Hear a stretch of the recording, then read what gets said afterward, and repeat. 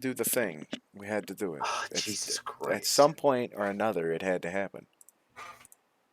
It had Well, to be done. okay, I guess. Gosh. Just like everyone had to be judged. Everyone had to be judged by the eyes of the head council members. Once you're fucking dead. You wish to see God. So hello everybody. It's the 4th episode of the DoDCast with KazGator Hello. and Mariosack. Hi. We didn't even rehearse that. They just knew the pauses were No. that good. That is Yeah, real. that's host professional. Material. It is. Well, last time it was worse because I didn't say anything. That's true. Yeah. You just sat there. I mean, as long as I say something, through the process of elimination, they can figure out that you are supposed I to. am Mariosack. Oh, Yeah. fuck. Now you fucked it up. Identity But theft my is not identity a is joke. stolen? My identity stolen? Just like, how does this happen? It's not a joke, Jim. Identity theft is a real problem that affects 27% of Americans every year. All Is right? it really that high? No, it's not. I just forgot the number you said in the fucking Okay. skit. I have no idea. Could you imagine?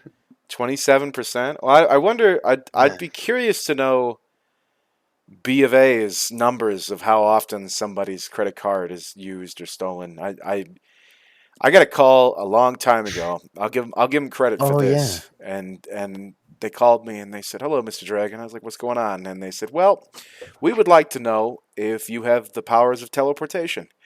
I said, "No, I don't have that." And they said, "Well, we didn't think you did because it seems like you bought cigarettes in Orlando and then suddenly filled up a gas tank in Wisconsin 10 minutes later." I was like, "Yeah, I can't do that." They said, "Okay, well, we'll go ahead and put a hold on that." So I was happy about that one. Someone's trying to bamboozle me. If somebody's trying to fill up their car with my fucking card With somehow. my So money. How did that even happen? Wisconsin? Yeah, how did that happen? just saying, it's one of those things. They know what they're doing. You know, I mean, it's not as it's they print out those cards and then they put in sometimes random numbers and sometimes it works and sometimes it doesn't. Or they just get your information from a trash can and sell it online to somebody. That's something people can do. That's probably what happened. Yeah. I got plenty of info on me in trash. Good. And then no, I remember one time I was glad to have looked at it because something charged $4 to my account, and I didn't really know what it was, but I just kept thinking about it. And then when I checked, it was some website that had signed me up for a free trial of something, some energy drink, whatever. Oh, I my don't know God. what it was. Yeah. And I was like, well, $4, is that worth calling about and saying whatever? Then I found out that website, when your trial ends, they ship you a box of like $300 worth of this shit. Oh. That they charge to your account. So you better believe I was fumbling with my phone. Theft! I was losing it. Oh my God, no! They're trying to get me, and they to give them credit, it didn't take long for them to be like, oh yeah, this happens sometimes. Yeah, we'll get rid of that. Are you sure you didn't sign up for it? I was like, I did not sign up for this moose piss. Yeah. I don't know what it is, and I don't buy energy drinks off the internet. I buy them from shady gas stations when I feel like I'm about to die, because I figure if I do, then at least that'll be a relief. Yeah. I'll take the eggs. I'll take the egg sandwich too. Well, that's just guaranteeing your fate. Yeah. That's insurance. I'm calling in sick today. You're about to get Osmosis Jones. Oh, absolutely. I forget what it fucking was. Oh no, I'm thinking of Futurama. Futurama had the worm, but Futurama had the worms, but the Osmosis Jones was still that still applies. He got it from an egg. He got it. I remember. Well, that's because he dropped a fucking egg. Yeah, he dropped a hard-boiled egg on the ground and then ate it. Yeah, it's like 5-second rule, and then he fucking slurped it up.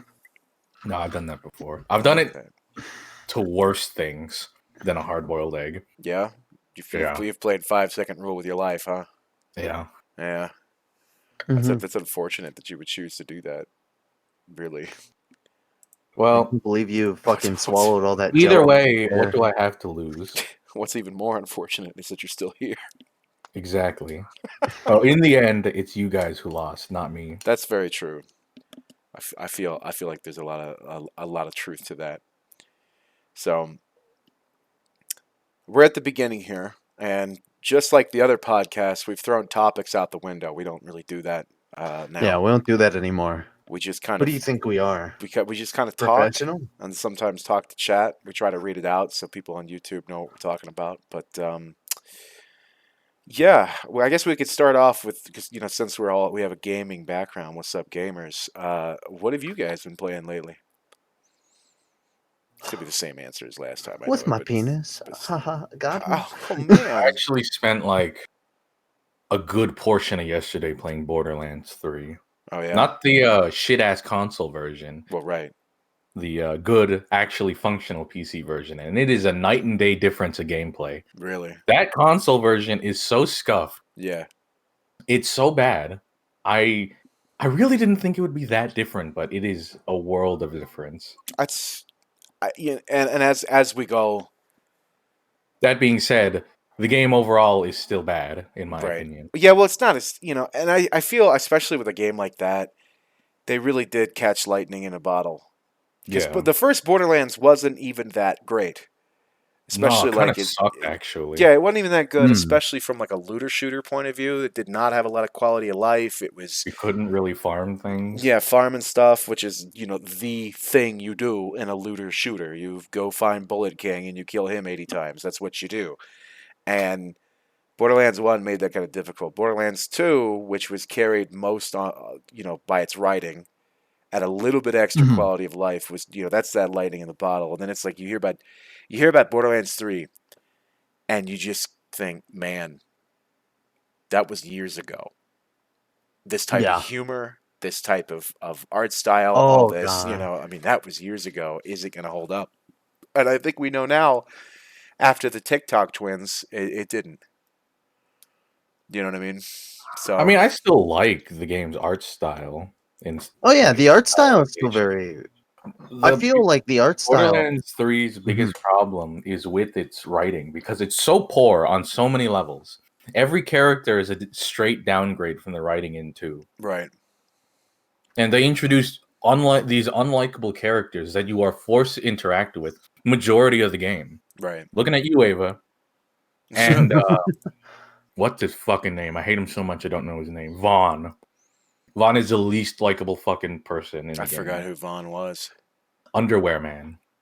Oh yeah, yeah. He wasn't funny. He was forgettable. He's annoying. He's annoying, and they tie and this is another problem with these type of long dialogue quests. You've made a looter shooter.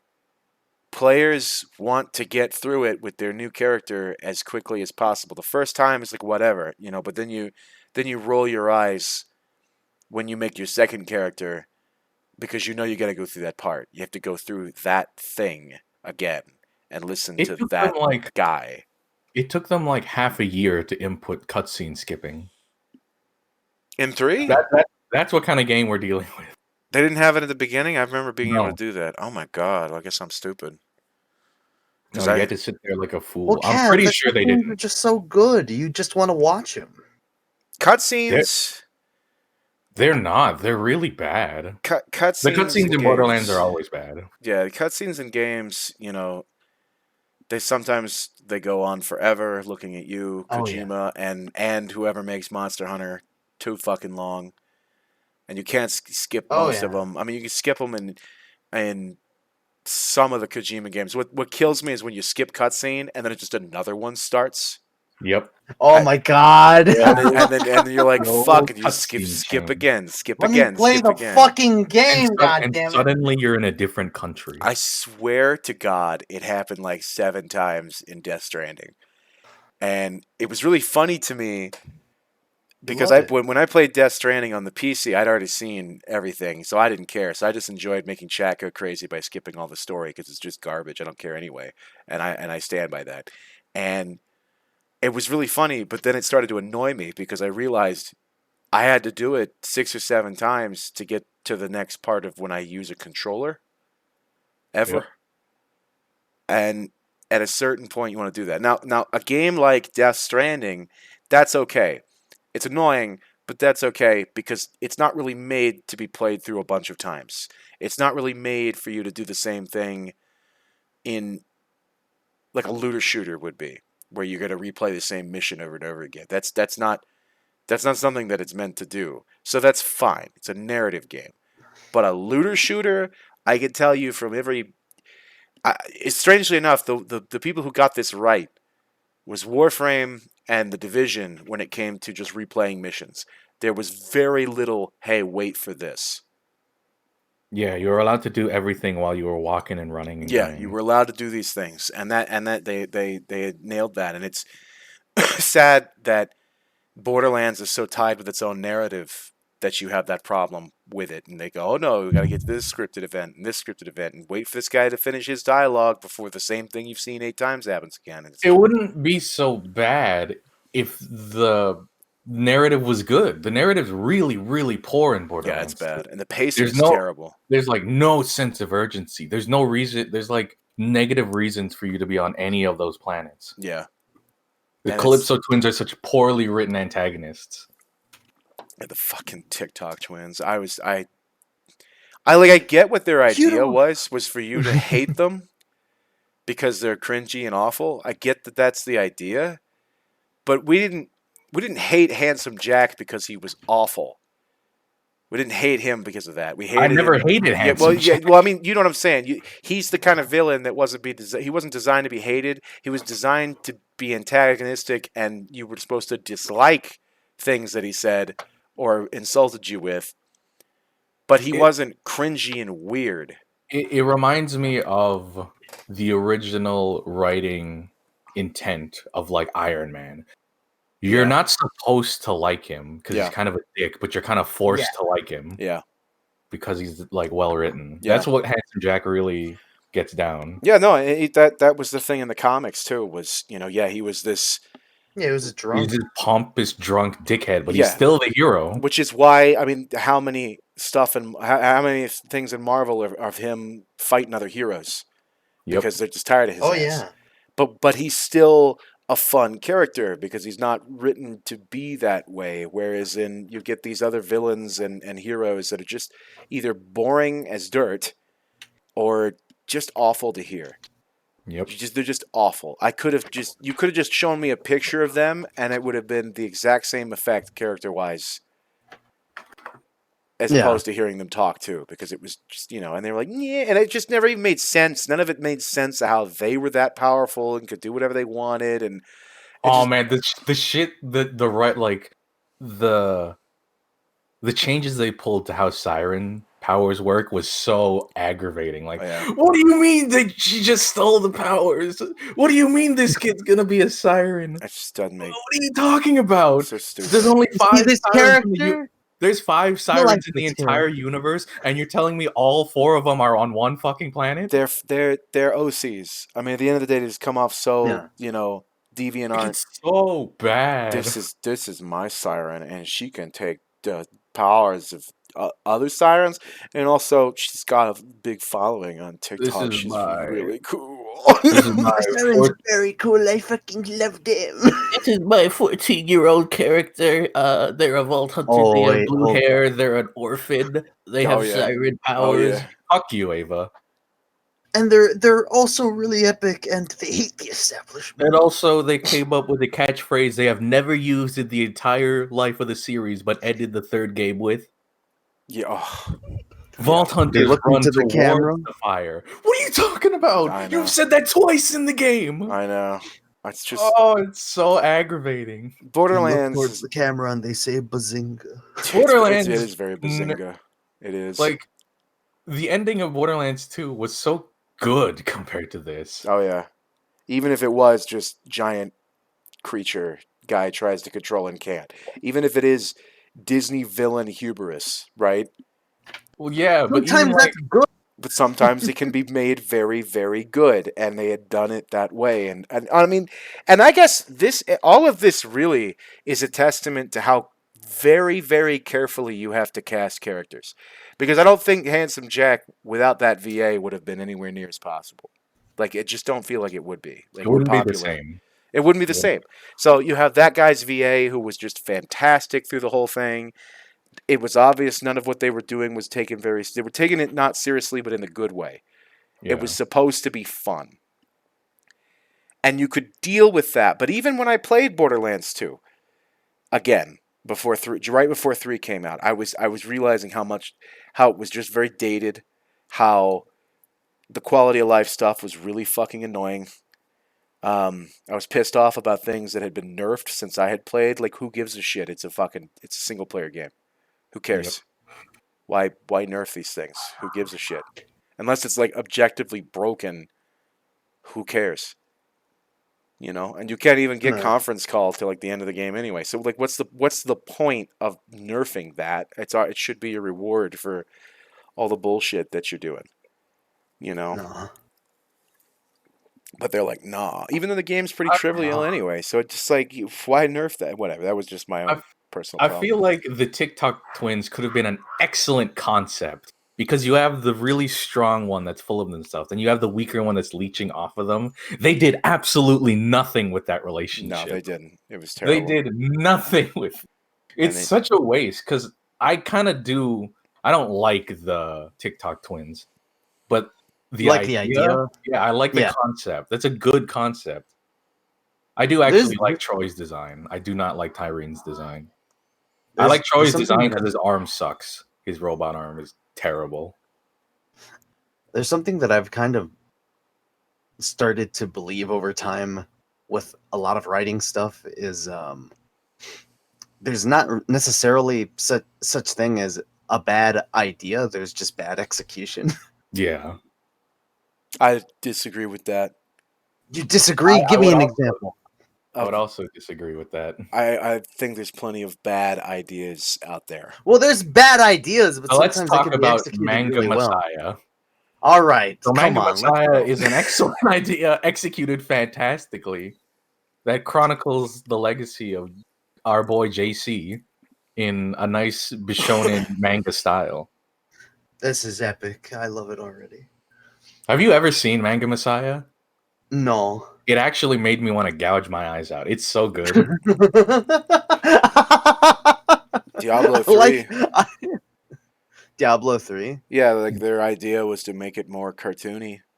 And even if it was... Yeah, but that's just if it was... Okay, but even if it was executed well, it's still not in keeping with the original source material, and regular fans would have hated it.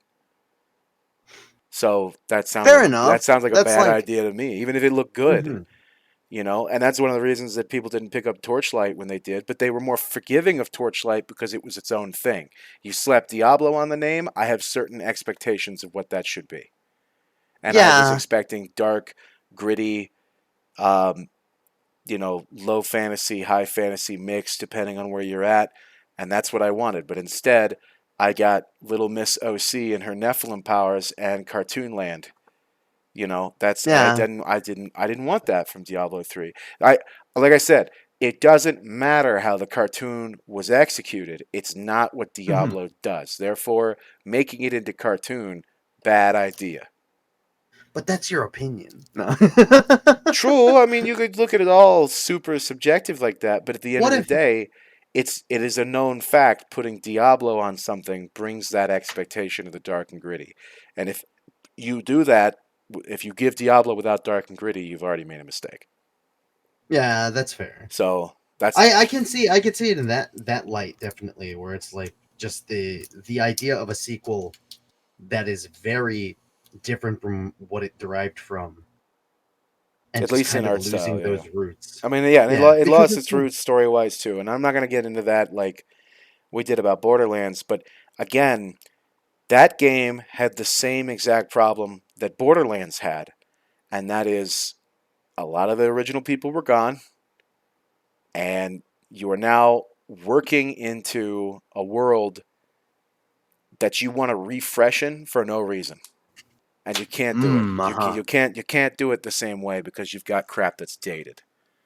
So I like that Ro comes in. He's like, "Are we talking about Dark Souls 2? We sure. I was gonna bring it up. we sure are not. And yes, as Sinless says, Diablo 2 looks like Conan. Diablo 3 looks like Warcraft, and that was their intention. Because and this is again, Blizzard, being the geniuses that they are, does tons of research into their fucking base because they have to because of comments they've made of such expertise as "Do you not have phones?" What they looked at Warcraft and thought to themselves, "Yeah, that's what people want because this is so popular." No, because Blizzard has different fan bases inside of Blizzard. You have your StarCraft people, your WoW people, and then your Diablo people. The Diablo people do not cross over to the other two very often. They don't care much.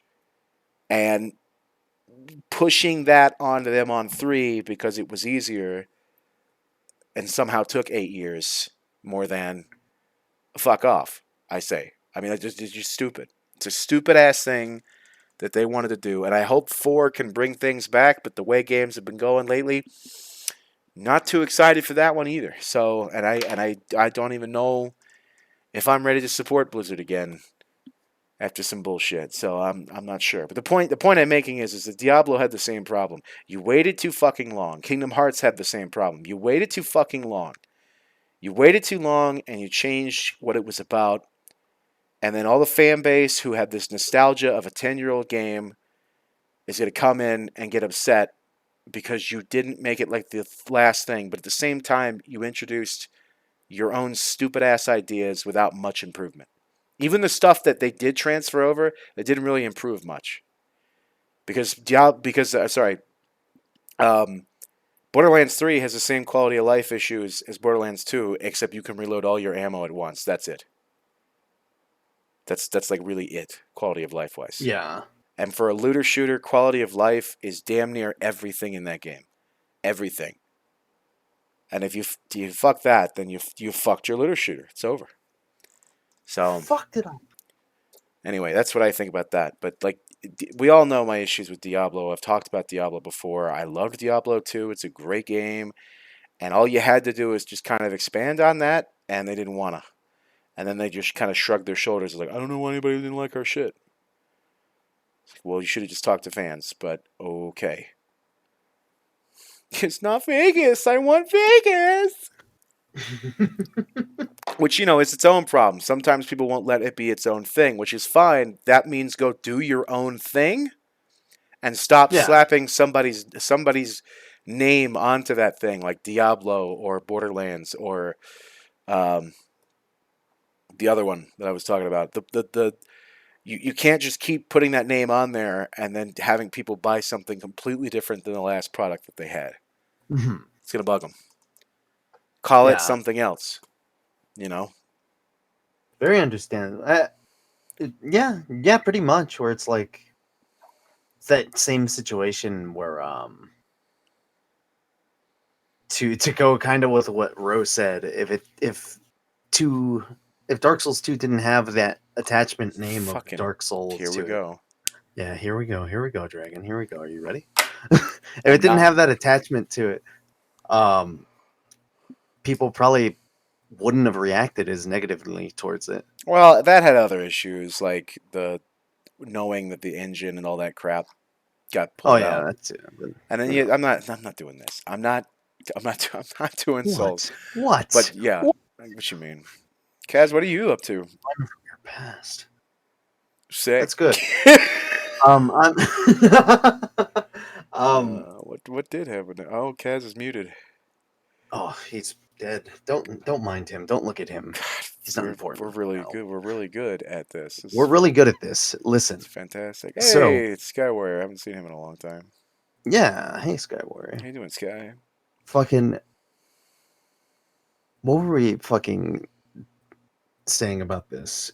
I'm trying to remember like the original point of why this was brought up. Because we were talking about how you don't slap the same name onto something. Yes, that's pretty true. It's understandable. Oh yeah, because I was making the argument that there's no such thing as like a bad idea, just bad execution. But yeah, I totally see what you mean with that. Yeah, I think there's plenty of bad ideas out there to be had. Plenty of them. Yeah, like like this podcast. Yeah, like this podcast. Exactly. we got through this. Because we had the idea. not only is it a bad idea, but it's also poorly executed. Very poorly executed. Like, none of us came prepared at all. No, one of them just left. We just decided to hop in a call. One of us just left. They're quiet. They're muted. Nobody's paying attention to them. Nobody likes them. They smell kind of bad. They can't defend themselves right now. And, I'm just sick of it. I'm tired of them, too. I am tired of it, too. Yeah, DMC is a good example of that, of slapping a name on something, Oh yeah. That's also I was gonna say that's also an example of poor execution, but there's good things to that game for sure. Yeah, but the bad idea of making him an edgy little shithead. Yeah, an edgy little shithead. God, I hate that fucking character. He's so not well. Actually, okay. So this brings me to the point of Dante. Have you seen like the thing where somebody just swapped over the language to Spanish, and it's just Spanish Dante? He's so much more likable as a character. He has the same lines. He says the same things. It's just that he says it with like more bravado than like being a punk little asshole. No, I haven't seen that, but I mean, I don't. He's great. I don't know. I feel like the writing is at play here. If that can't be fixed, but yeah, I mean, I'm sure that's VA coming into it, where VA matters a whole lot. But goddamn, I've never been a Devil May Cry person. I've never really cared about Devil May Cry. I've never really cared about Dante or any of that stuff. But I know I could see a fandom scorned from a mile away. That's not hard, and then everybody's just lost their shit over it, and they should, because they took their beloved character and made him a whiny little fucking bitch who thinks that he's Billy Badass all the fucking time, and that's real fucking annoying. Nobody wants to deal with that. So it's funny how we're talking about Devil May Cry and Kaz just like whatever walked away. Yeah, Kaz is gone. Probably had an emergency or Kaz something. Is the only one that's like more like knowledgeable about it. So obviously we're the better ones to speak about this. Yeah, definitely. I've never actually played a Devil May Cry game. I have. I'm familiar with them. I have. Techie likes Devil May Cry, but only because it's over the top and whatever. But I've never really Well, cared. That's definitely a draw. I don't like things. I don't know how to explain it with Devil May Cry. I don't like things that choose to take something seriously and then choose not to take something seriously. Like they switch it around. Like some things are really serious and then some things are not serious at all. And it's the pace, tone of the game. Yeah, the tone there and the pacing of it bothers the hell out of me. I've never liked it for that reason. Either that's a big giant demon I should be afraid of, or it's cool, Dante's unkillable, so it doesn't matter. Yeah. And they don't seem to have a basis of comparison between those moments, and it bothers me. The pacing is weird. Yeah. So I've never really been in the DMC. Plus, I don't know. Every time I see him, all I could think of is exactly what we were talking about. He was designed by a 14-year-old. Yeah. And I hate it. I hate looking at it. Do you mean like both designs, or do you mean like both of them? Yeah, like most of the characters in that game, I would say, were designed by 14-year-olds. It is like I think I had this talk with Kaz. I'm glad he's not here. Right. Where we had this, we were talking about how amped up you would feel playing the newer one, the what is it, DMC 5? And he was talking about how well it was. Like, they have definitely that edgelordness to the game, but since it doesn't take itself seriously, you can enjoy it, and you can kind of not. There's a thing to it, and it's obviously, I could see it being off-putting to some people where it's just like, oh, this is fucking dumb, but there's some fun to it, and it's very it allows itself to be easy to just kind of like accept it and give in to that very childish nature of like, yeah, this is so fucking cool. I don't know. It's very hard for me to give in to that. It's very difficult. I don't know what especially when it gets into like anime territory. I definitely don't care that much about it. You know. Yeah. Yeah, I've sat on the edge of my seat watching a decent Star Wars movie and said, "This is so fucking cool." Like the ending of Rogue One, I've done that. Yeah. But I when it comes to character does cool thing and flips around a cigarette off the end of his fucking gun, I don't care about that. That that does not strike me as like super cool. That strikes me as that too cool for school bullshit. And I don't do too cool for school. You know, I can do rule of cool. I can't do too cool for school. Those are two different things to me. Yeah. So. Yeah, I get what you mean. That being said, I like Warhammer in both fantasy and 40K, so I'm a big hypocrite. But at the same time, none of those guys are that kind of too cool for two. They are. They're not that kind. Yeah, they're rule of cool. It's edgy for sure. Yeah, it's rule of cool. They did it because they thought it was cool. They didn't do it to be cool and too cool for you. There's Kaz. Hey, Kaz. We just finished talking about Dante. I have a theory of what happened to you, Kaz. I had to deal with something. He fell down the stairs. Ah, my legs. But yeah, in Warhammer, Oh, is this what you guys are talking about? I'll be back. No, it wasn't Warhammer. we were actually talking about DMC. Yeah, you were really. Yeah. Yeah. We were talking about how we were kind of at the end of it about how. Yeah, but that's gone now. Yes, summarizing it real quick for Kaz, but also my point at it was that I can do rule of cool. I cannot do too cool for school, and eventually it just leaves a bad taste in my mouth, and it's just a little bit too much anime. Brush your teeth. You know. Well, it was too. It is very anime. Too anime. Yeah, it is. It's very anime. Well, would you rather have it be more like Western action? I mean, a Western action character probably wouldn't pull two guns out and use the bullets to push a sword through a guy's face. I think you would. Super think you would. Because when I saw that was like the epiphany. That's so cool. See, here we go. Fucking badass. I think with a Western like action kind of thing, you still believe that the character is a person. Yeah, I don't think so. It depends. No, I believe that because sometimes I get that. Sometimes there is some disbelief.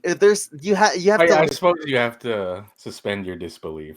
Yeah, you have to suspend your disbelief a bit. Like I remember, I forget what recent movie The Rock was in. Well, you have to suspend your disbelief for everything, but at a certain point, it just becomes, I don't know, that's too much for me. It becomes to the point where they're doing it, and then you go, well, wait a minute, why didn't he just do that before? Or in Devil May Cry's case, which is a huge problem, is why can't I do that while I'm playing, and I have to watch Dante do it in a cutscene? You know, whereas Dante do that, but I cannot. Yeah, why you're not good enough? Why can't I do that? Well, this isn't why I play the game. I want to be Dante. I would not want to be Dante. You don't want to be Dante. Dante's unkillable. What are you talking about? He's like, I want to. That's the opposite of what I want. I want to die. Yeah, please. Really bad. Wouldn't you think your life would be happier if you were Dante? No. Why not? Because I'd look like the album cover of some obscure metal band. I'm not. I'd also have to. What if you enjoyed it? I'd have to deal with saving the world like every 3 years. Oh, I guess that's true. I don't want to deal with that. I also don't think I could do a sick flip. Well, if I got the demon powers, maybe I'd be able to do it. Literally, all the cool shit you see him do in the first cutscene in DMC3 is stuff you could do in game, except eat pizza. I don't remember ever. What? There's no eating pizza? I don't. There's no pizza, but this game's fucking stupid. I don't remember shooting a sword through a dude's chest with my bullets, except in the cutscene. I don't remember him doing a little dance and perfectly timing a big heart-shaped fucking rose explosion. I don't remember being able to do that. I remember him doing the throwing of the roses. I don't remember them doing anything crazy, but maybe I'm wrong. Maybe I can't remember. Also, Nero is gay. Throwing that out there. He's got an engine on his sword. That's stupid. Nero, I do think Nero in DMC4 is lame. I like Nero in DMC5. I didn't play that one, so I'm trying to remember who Nero is. I know the one I played was 4. Buster Arm. And Buster Arm? I think he's all right. I like his redesign a lot better in 5. Yeah, I like his 4 looks terrible. He looks terrible in 4. Virgil is the only person in DMC who knows what sex is. He sounds like fucking... That is true. Virgil does fuck. He sounds like, what's his name? Ben Shapiro. I can't take that guy seriously. He does sound like that. He does. It bothers the shit out of me when he's trying to say something like really like spooky or intimidating, and he's just like Virgil. He's literally the kid who's like, haha, while you did this, I studied the blade. I mean, he's like literally that guy. Yeah, that's true. Like Virgil. But he can back it up. Okay, I guess, but he still sounds fucking lame, and I can't. I don't care. I will admit, I don't super love Virgil's voice. It's V8. But he's still cool. I don't think he's cool. I think he's edgy as shit. He's super edgy. He's like the anime samurai swordsman. Exactly. I hate that type of shit. Summon swords came from his ass. Yeah. Did it? I don't know if it did or not, actually. I feel like summon swords is a trope they've used in anime for a long, long time. Yeah. Well, the point is, from the very beginning of this, if you're going to make something and you want to attach the name of a big series to it, you should make something that lives up to the expectation of already current fans. And DMC didn't do that when they made that one game. And obviously, after knowing that they made that mistake, they made DMC 5, which seems to be a love letter back to the community. So, you know why it's good? Unless I disagree with that, because I think Nero's DMC 5 theme is cool the whole way through. It's awful, but the only one. It's 10 minutes fucking long, and it's like a black metal rock opera. It's so good. Bury the Light is such a good fucking theme. Oh yeah, and I'm not a big fan of the music. I like the music. I didn't like Dante's theme. My family crest is on It's awesome. What are you talking about? It's still I like the music, but I'd be lying if I said that I always thought the lyrics were cool. Some of them were kind of cringy to me. I thought they were super but cool. I'm the kind of person that can say, all right, fuck it, they're having fun. Whatever. Wait, the issue is that you already don't like the campiness. Yeah. And putting on, like, looking at the lyrics of the theme just adds to the fire. Yeah. Because it fits perfectly with the camp. And I really like the camp. So I don't like that type of camp. That type of camp I'm not a big fan of. I don't know how to put my finger on it. It's just that type of camp I can't deal with. Because I think it's mostly kind of camps you like, Dragon. I think the problem mostly is that those characters, campy as they are, edgy as they are, anime as they are, could be, if you didn't know what DMCA or just if DMC was if you didn't know what DMC was and you saw that character, or at least me, I'd be like, that kid's a fucking loser. Like, whoever made that is 14, going through some stuff, angry at stepdad, and wishes this character would come to life and beat up that kid at school. That's I mean, I just can't, I don't know, can't get past that part. Oh, come on. Makes me think of a really stupid story I heard of a guy talking about how, as a kid, he hated the Ninja Turtles because he used to love them, but one day he thought, like, he realized as a kid there was a point where he thought that the Ninja Turtles were real and that they were his friend. And how does that happen? He threatened bullies that if they beat him up, the Ninja Turtles would come and beat them up. So they beat the shit out of him, and the Ninja Turtles never came. So he stopped watching the show because he felt betrayed by them. That's horrible. It's a horrible story. And look, if you were into that kind of crap, I would like to say, if you were into that kind of crap, fuck you. When you fuck were, if you're into that, just stop you're watching. Ugly, you're Get out. disgusting. Give me $500. I'm gonna kill you. Give Give me me your money. $200. No, I 100%.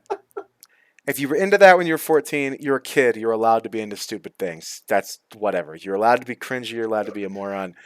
But when I see a game like DMCA, I keep saying that. I don't know why. When you see DMC, you know that a bunch of adults agreed that it should happen, and I can't deal with that. I cannot fucking deal with that. Continue happening, and that's great. And I hope, and I'm glad that they listened to their people, even though I'm not one of their people. I'm glad they listened to the community and made 5, and everybody seems to love it. I'm glad that happened. I also agree. I agree with Crimson's statement, which is the only reason DMC5 was good was because the guy that made it was also did Dragon's Dogma. That's why it was good. Because Dragon's Dogma is a good game. Mario's only bringing this up because Kaz hates Dragon's Dogma. Yeah. Well, it's a really good example of when someone learns from their mistakes. Listen, Dragon's Dogma is a piece of shit game that no one should actually Dragon's play. Dogma It's a waste of time. One of the greatest poorly games programmed ever made. Well, the world is shit. The world is great. Yeah, it's pretty good. I like it. I like it for what it is. I mean, Dragon's Dogma's world is. I'm kind of Kaz on that one. It's very generic. I'm not gonna pretend it's not. There's generic. like one town. Yeah, like I mean, it is. Yeah, it is. I would. A low fantasy town. Yeah, it's very low fantasy type kind of. Which is just medieval times. There just happens to be a dragon there. I'm not gonna pretend that the world blows me away. That's not why I play Dragon's Dogma. No, I play Dragon's Dogma because the builds are fucking dumb. And because I like to spend 5 hours playing a class I'm not going to play the classes, to level up the correct stats to play the class I want to play for 1 hour. Then I make a new build. Unless now you mod understand. Unless you mod it. To mod a game isn't that means it's a bad game. It probably you have does. to mod it for it to be enjoyable. I never mod it. That's probably true. Yeah, Mario didn't mod it. I was very happy to mod it, but you guys are cowards. It is not aged super well, but I will say, yes, that's the blinding mistake of Dragon's Dogma is the weird stat growth thing. That's a stupid thing. But at the end of the day, no game I have ever played has tackled magic the same way that Dragon's Dogma did. No game. Likewise, no game has made me drop my controller from falling asleep while playing. That's true. Kaz did like Dragon's Dogma. It's one of those love-hate games. It's very much one of those love-hate games. You just have to get past the ox. Oh, shit. I'd rather play Skyrim unpatched. Get past the ox. You can kick the ox to go faster. Yeah, let's go through, like... He'll kill it. Do the intro of Dragon's Dogma. Then you have to do an hour-long quest walking to the city with a fucking Hydra head, fighting the most annoying... You don't even have to do that. Just go straight to Bitter Black. That's not how the game was designed to be played. Well, it is now. No, it is now. It is now. And a good game should not rely on... They made it an option at the start for a fucking reason. Look, it's definitely a love-hate game, and there are things about Dogma I can't stand. I hate it. Talk about the anime. Oh, the whole thing. The whole fucking thing. It's was terrible. Yeah, it was really bad. I had this discussion with somebody the other day. You mean with the song? Oh, which ones? The Berserk ones? Which one? Oh, yeah. The intro song, Berserk. I think they had some other ones, too. That really sucks. I didn't care about the Berserk one. I mean, fucking, I hate Berserk. So I liked I like the The Berserk game was armors. the They looked game was cool. better to me that it didn't have any Berserk stuff in it, so I was cool with that. They have plenty of Berserk stuff. It's very inspired by Berserk. I don't care. It's like ripped straight. A lot of shit. I hated it. Anyways, my favorite thing about Dragon's Dogma is the fact that without intentionally going for anything, at the end of the game, you marry a little girl. But that's not true.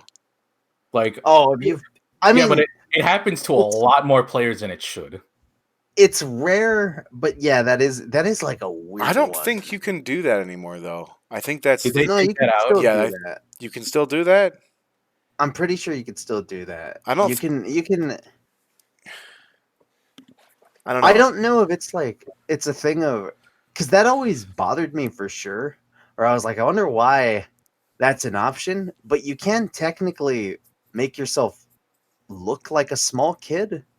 So that was the only thing where I was like, this doesn't really help. You know, and I don't think that's not what happened. What happened was they rushed the game and they just made NPCs. They just made NPCs and they were like, yes. Most likely the situation. All before going through each fucking character, because there are a lot of characters in Dragon's Dogma, especially for that time. Going through each character, they just said, this person has a level that could be attracted to your character. You get the one with the highest number at the end of the game. That's what like every one of the characters had that, and nobody went through and fucking thought about it. And honestly, it's pretty funny, but at the same time horrific.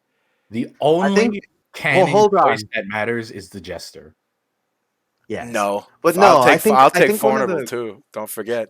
One of the fucking funniest things that I did, or at least funny to myself, was when I first played the game, and I traveled through the lesbian camp. They killed me, and out of spite, the lesbian camp in Dragon's Dogma. I traveled through the lesbian camps and saw the lesbian queen, and she killed me. And it was because my character was a man. So I came back dressed as a woman, and I gave them the Arisen bond, and they became my beloved. And then after we finished the entire just keep listening. After we finished the entire like cutscene, and we got out of the cutscene, and we're in our home, and it's like post coitus that's heavily implied. They attack me immediately. it's pretty because I'm not wearing the dress. It's pretty amazing. I mean, that's the kind of shit you're dealing with when it comes to that game. And that level of jankiness to me is hilarious. That's like in Skyrim when you marry Darkethis and he walks to your house and then immediately runs away into the ether. Yeah, there you go. Because he's just not programmed correctly. Again, the things that Dogma does right, it does right really well. The things that it does wrong, you can experience all of it in about 15 minutes and hate that fucking game, and it would be justified, 100% justified, to not like that game. It is a hit or miss game with people. Let me be clear too. I've tried to play through Dogma 2 or 3 times. I didn't just pick it up and put it down. Not enough. Put it back. It's like holding a really cold piece of meat and it kind of hurts to play. That's what playing Dragon's Dogma is like. If you work through the pain, you will find enlightenment at the end. I will say that's my major draw to Dogma. See the little gesture. My major draw to Dogma is the magic and how there are very few games that make you feel powerful as a mage. There are very few games that do that. Most games are like, oh, fireball. That is the opposite of what I want in a video game. Well, I think. Yeah, but okay. Hold on. But you're into great swords and shit, right? Yeah. I'm not into that. I can deal with sword stuff. That's fun too. But mostly, when you give me the option for magic, I go for magic because I think it's cool, right? And most games have some form of I have a heavy mechanic thing.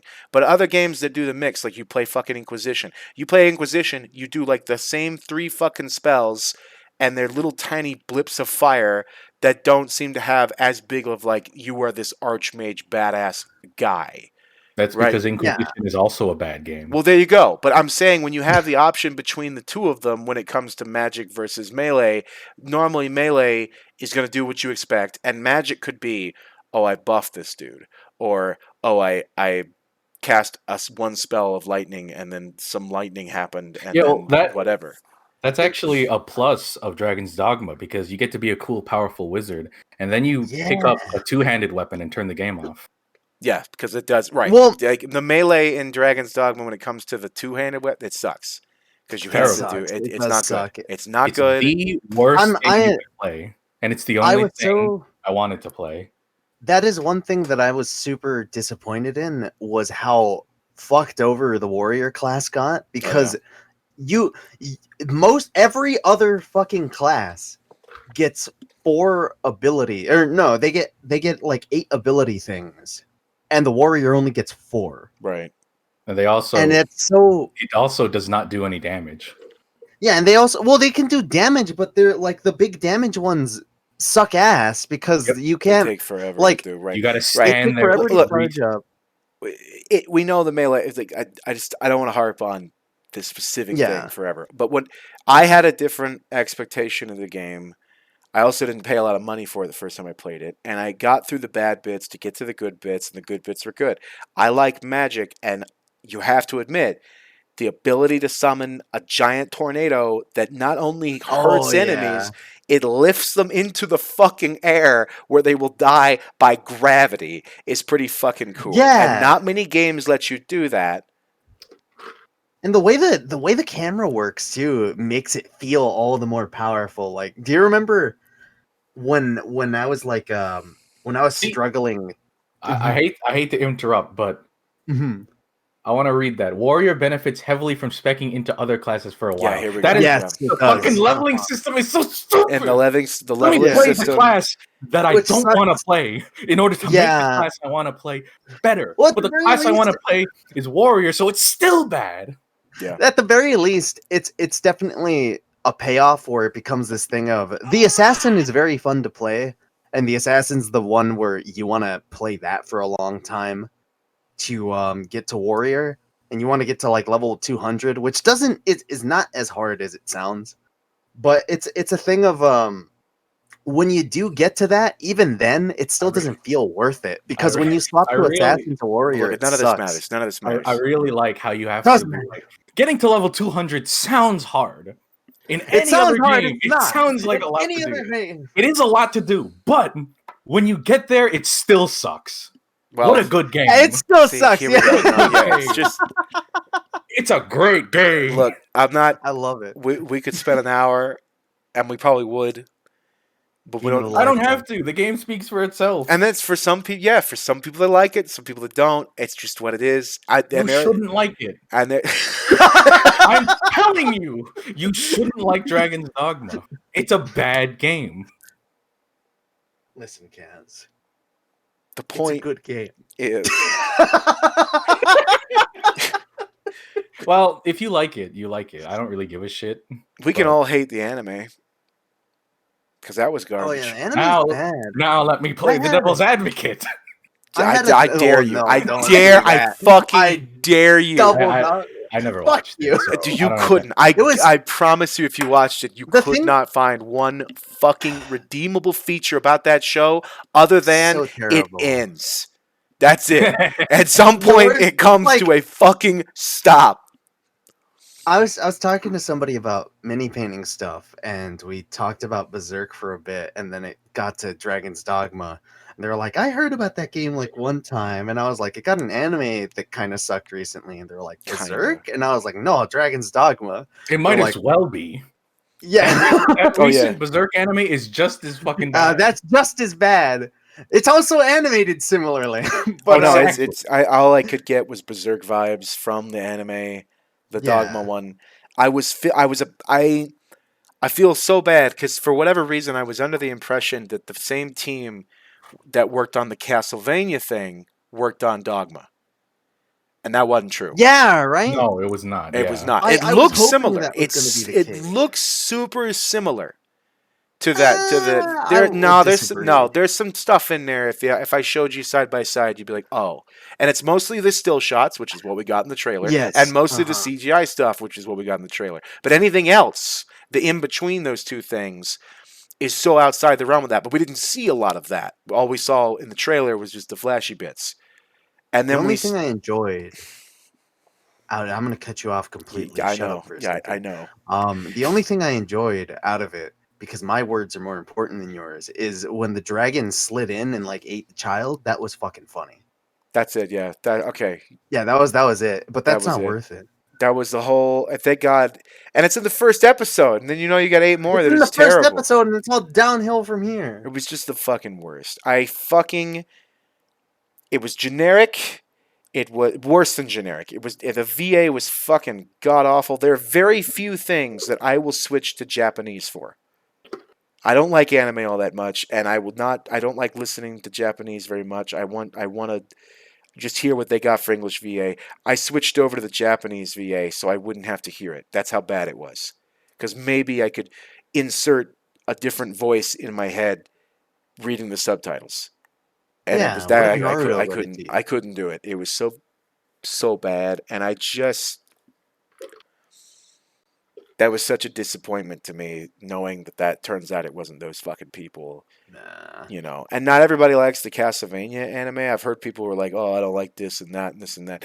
It was okay to me. I watched it with Techie because he loves Castlevania. He thinks Castlevania is the shit. The anime is really good. And I only watched the first season. And yeah, the anime was okay. I didn't hate it, but goddamn, even if you didn't like it, it still somehow wasn't as bad as the Dogma one. The Dogma one was just such a horrific, generic piece of shit. Shame on them. Shame on everyone who greenlit that, and go away. They shouldn't even be allowed to make another anime ever again, because that's the kind of tropey generic garbage that I hate anime for, and it was just multiplied by 10 in that one anime. Oh my god. So there's that. Yeah, it was pretty terrible. It's pretty awful, pretty hard to redeem. I've seen people that say that I watched people review it and talk about how they're like, you know what? Pretty good. And I was like, did you watch the same thing? Yeah, there's no way they watched the same thing. You're getting the opinion of someone who constantly watches anime. Of course it's going to be, that was all right. Oh, so they've lost all taste whatsoever now. Yeah, they've lost all humanity. Their standards have just hit the kneecaps. It's over. They've gone hollow. Yeah. They don't fucking use that stupid ass.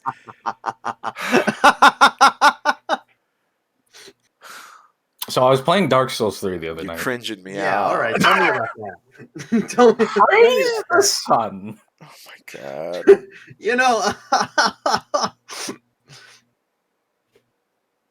It's not even funny, is it? No, it's not. No, it's not funny. It's not funny. It's not funny.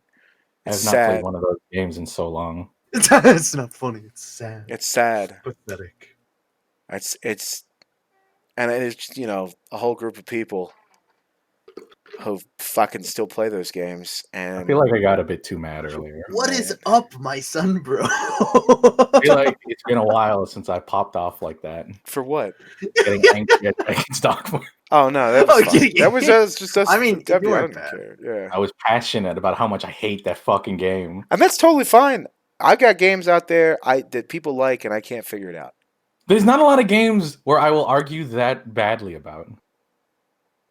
Let me think. Except maybe Bloodborne. Oh yeah, there's one. That's a fundamentally different argument because it's not about gameplay. I'd still give an argument about the gameplay. I don't give a fuck about the Dragon's Dogma story. That doesn't matter to me. Right. The gameplay is what pissed me off. Right. Bloodborne, I like the gameplay. I don't give a fuck about Bloodborne's shit-ass story. I didn't like the gameplay. It felt like... It's hit or miss. Sometimes it felt like Souls with less steps. Yeah, it's simplified. But at the same time, you still do kind of... simplified to become faster. But you end up still doing the same thing.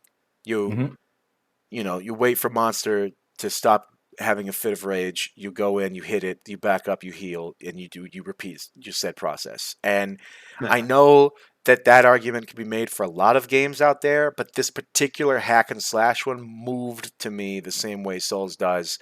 And so what's the point of taking away a shield or giving me extra tools if I'm basically going to be doing the same thing? Mm-hmm. And I just didn't want that.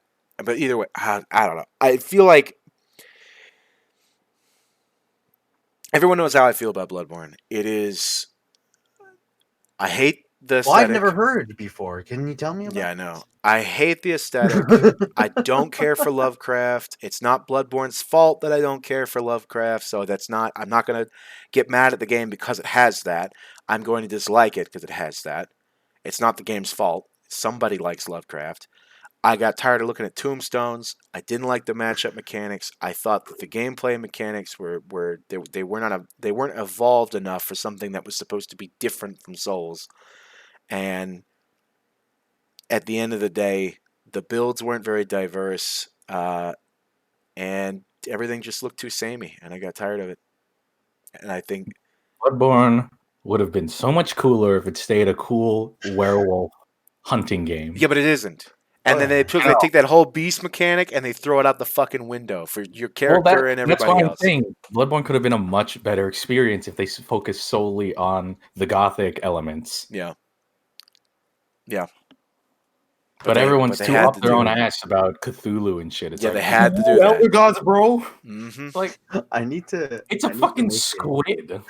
Yep. Next time I make the little thumbnail image, I need to put like a little number at the side, just at 00, and above it, it needs to say days spent not angry at Souls.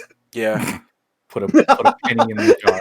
I didn't bring it up. You guys brought it up. I didn't bring it up. This one's not on me. True. I didn't do that. No. I even specifically said, let's not do that, and then we started doing it because I really feel like I need... That's what I'll do. I at some point, when I do my individual podcast stuff, when that happens eventually, I'm just going to do a 40-minute, I took notes, and I'm going to tell you fucking why I hate this fucking game. And anytime anybody ever asks... Everyone will agree. Anytime it's brought up, and everybody... No, well, yeah, they'll agree now. They wouldn't... Right, now that they're either they want a white knight, the guy they like, or B, they just want to parrot what I say, or C, which is worse, they've grown as a person maybe, and then just like they pretend that they didn't like it back then too, but they did. No. When there's a lot of that, but that's not that's not something I have a huge issue with. That's fine. I just know I laugh about it because I was among the first people to be like, so I put 12 hours into this and it sucks and I hate it. And fuck this, I'm going back to 2 or I'm going to this or whatever. And then people were like defending it constantly because at the time they were having fun with it because they hadn't made their second character yet. they hadn't done that yet. They hadn't, cared about PvP or any of that stuff. And they would find out, boom. And so anytime everybody ever mentions it again, no PvP. I'll just have a counter. I'll press a button and it'll just immediately pop the bot up with that fucking video, and they can just go listen to me rant for 40 minutes about why Bloodborne is the worst thing that I have played on a PS4 in a long time. For my own personal reasons, which are totally subjective and not everyone has to agree with, and then the reasons that I think are objective, like mechanics. So there's a lot of mechanics in Bloodborne I do not agree with. Yeah, with Chalice dungeons for one. That can suck my dick. Oh God, fucking but that's a good example of a good idea executed very poorly. Very poorly. Yeah, that's fucking, holy hell. That's a good idea. When I first heard about that, I was like, fuck, that sounds super cool. And then, like, playing through it, it's like, fuck, this is terrible. I hate this. I want to read something from Ro FGC here. Have you watched Bloodborne is Genius and Here Is Why? And he also said, from the same author as In Defense of Dark Souls 2. I watched both of these videos. Oh, did you?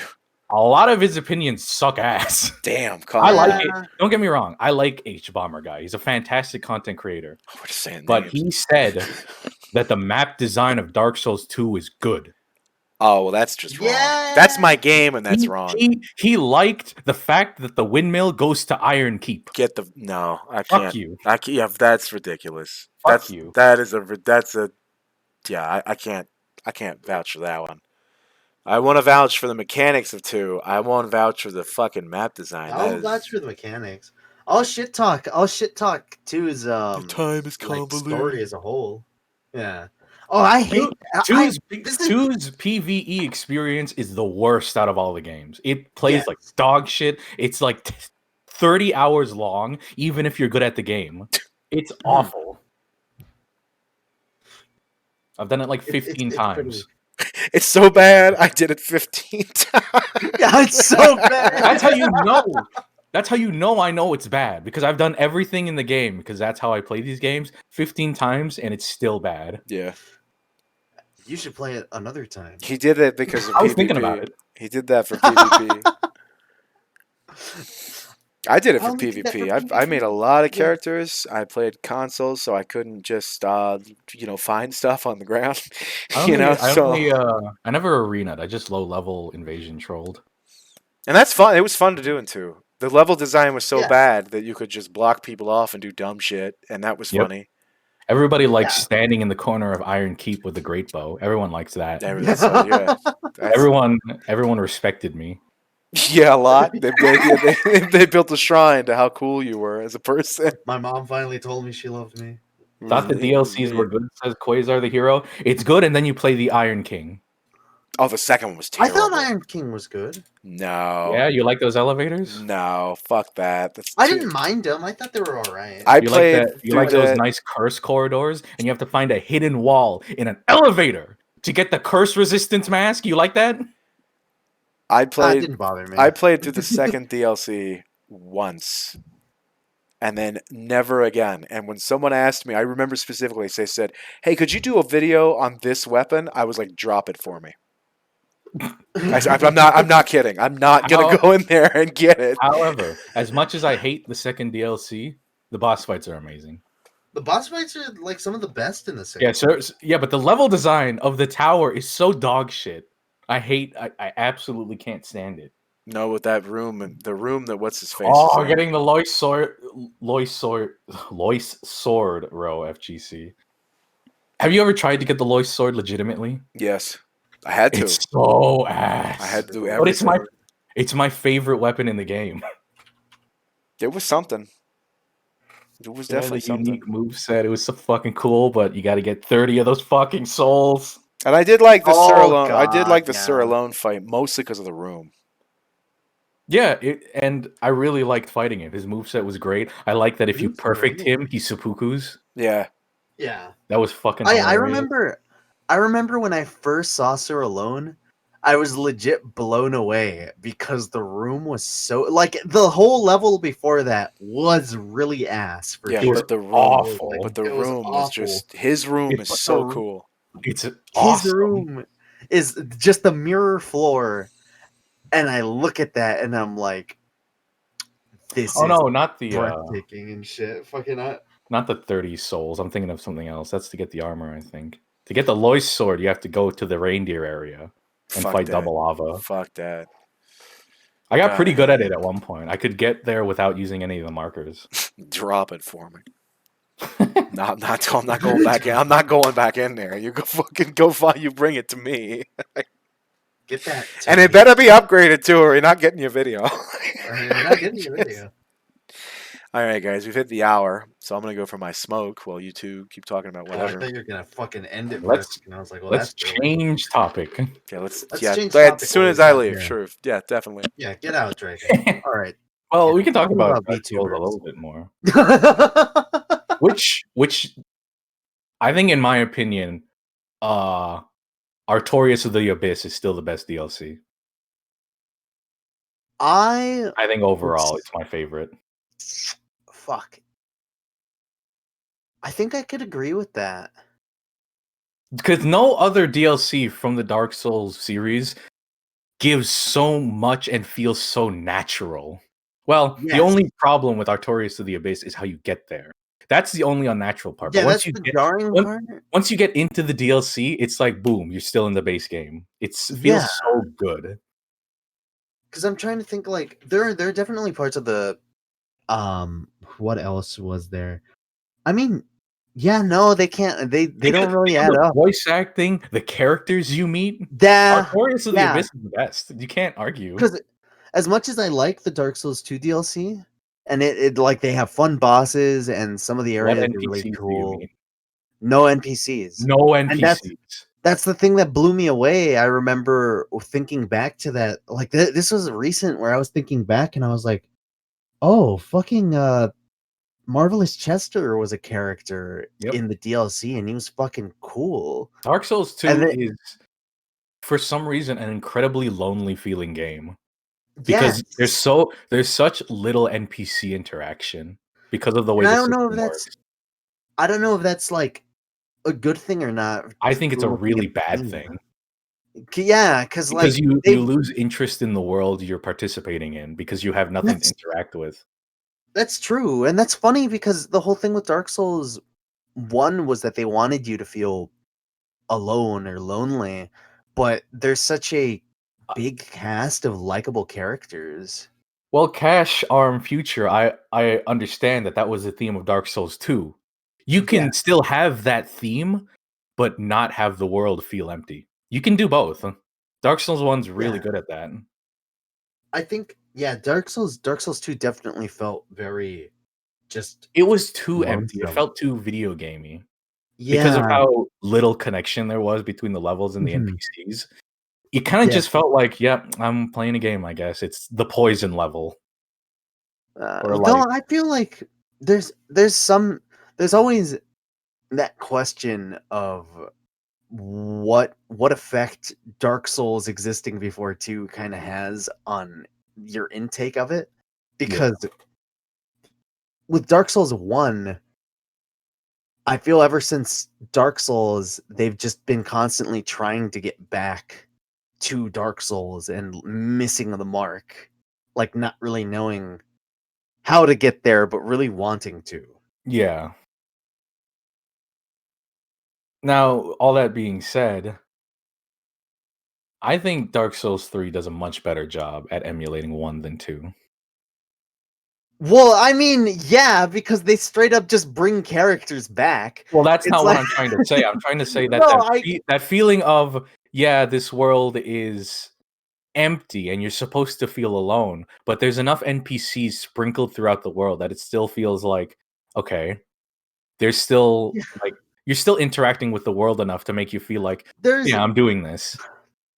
There's definitely things where I realize that there are, but when I think of the term Dark Souls cutscene, it sometimes makes me question it because I'm like, how many times do you really see a cutscene in a Souls game? But when I look back at like 3, it makes me like, I don't know. There's neat stuff where they actually have these fucking like they not only are there quests for characters, but they interact with each other. Where I guess that happened in the other games, but I feel like it's a little bit more. You see a lot more of it, and it feels like characters definitely interact with each other just a lot more. Yeah, I really like the Grey Rat stuff with Patches. That Grey was Rat, Patches, and Sigurd. Oh, and all connected. Sigurd, all connected. Yeah, 3 characters all connected. Yep. That's a thing where I kind of wished you would get that more in 1, where they would kind of mention other people sometimes. I know Patches would mention Solaire, but Lotric will mention Bowl-Cut. Yeah. I'm back. Did you guys talk about VTubers while I was walking away? Because I heard you say something about them. No, that was a meme. Good, because that was me joking. I got some fucking hot takes, and I would have been real pissed if that subject was covered before I got back. Why do you think we talked about it? What the fuck? What are your hot takes on VTubers? Go on. No, were you guys done with Souls? I mean, there's not really that much to talk about. Not a ton to talk about. Yeah, there shouldn't be, but Yeah, Well, everyone's already talked about it too much. There's nothing to say anymore. Yeah, we're talking about femboys. No, that's not what we're talking about. Let's not talk about that. Don't talk about that. I would like to say, first off, something about femboys. I don't have a problem with femboys. I don't have a problem. That's not what I expected to hear. I don't have a problem with femboys, and I don't have a problem with VTubers. Well, you should. Well, yeah, I do. I don't have a problem with the concept of VTubers.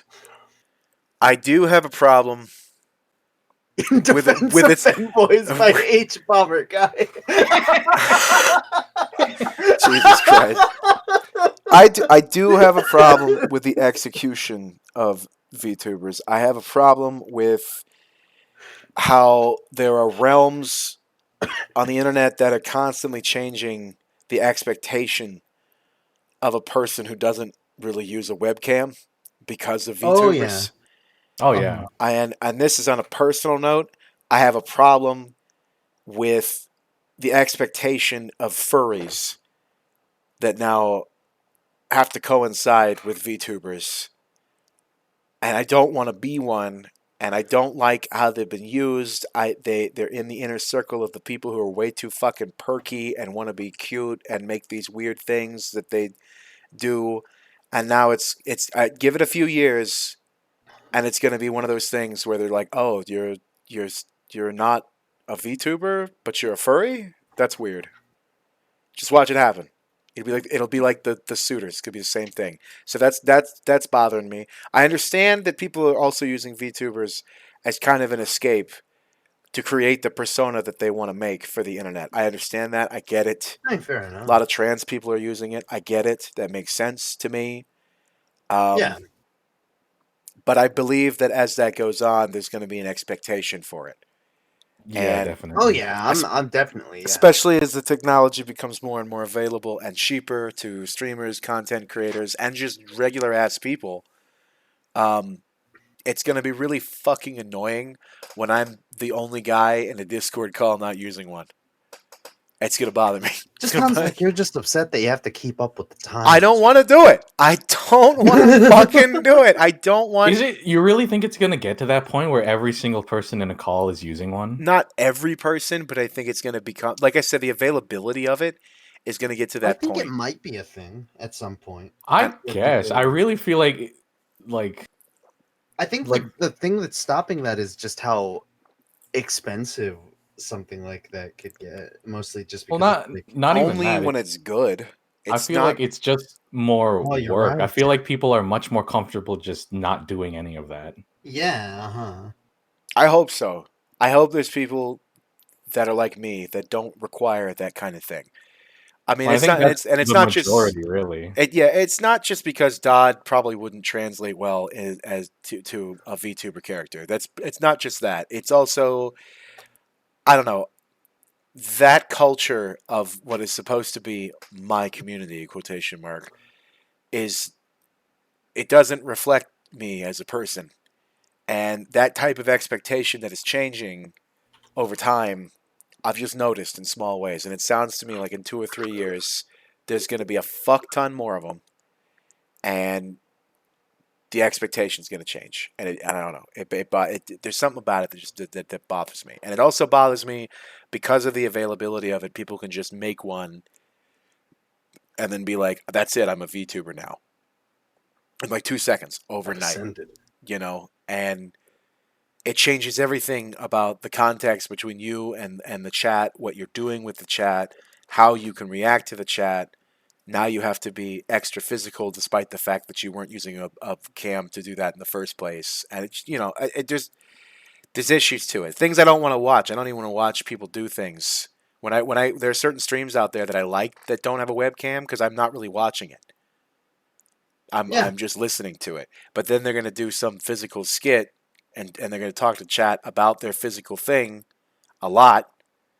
And I just have to listen to it and realize that I'm not treating it like the podcast that I wanted to because they weren't using a webcam. That is a weird problem I've had with certain people that use VTuber stuff recently has been a thing of I usually like throwing that stuff in the background while I work, and I end up not paying attention to stuff that I'm doing because it's like, oh, there's stuff actually happening on the screen. So it's a thing where it's like, well, I can't enjoy this as much. And there's a lot of really good aspects to the whole VTuber thing, and I hope people enjoy that. It's not going to be for me, but I feel like I'm going to be one of those people that just doesn't use it, and I'm going to have people that I know that do all the time, and I'm just going to be sitting there.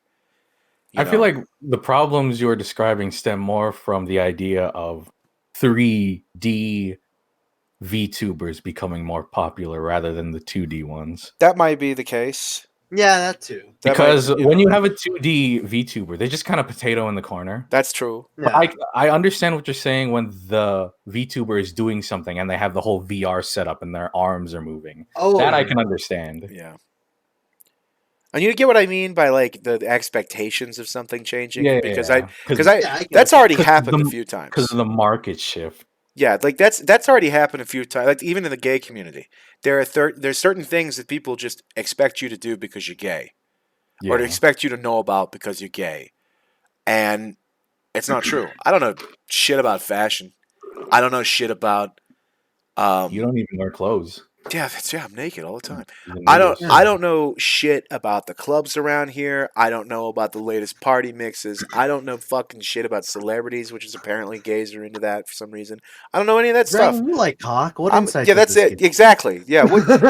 You take it in the ass. Tell me what Oprah was doing the other day. I don't fucking know. But you were taking it in the ass. That's true, but I don't know anything about fucking any of these other people. You know, I don't know these things. And then it gets to that with furries, which is my own problem and nobody else's problem. But I see the dynamic changing, and the generation of new gays and new furries between me and them is getting wider. And the gap between us is getting wider of what our culture does and the friends that we make and the hobbies that we all have. It's getting that gap is getting bigger to the point I don't even like talking to them. I can't understand what they say. It's like boomers and millennials. We can't talk. The boomers and zoomers really fucking can't talk because the zoomers just get really mad at them. It's like that. And I'm having my own boomer moment with furries where I'm like, you're fucking weird. I don't know what you're talking about. To me, like you're just upset. Trying to speak to different generations is kind of funny for me because I speak in a very strange manner to a lot of people. Yeah. According to what I've been told.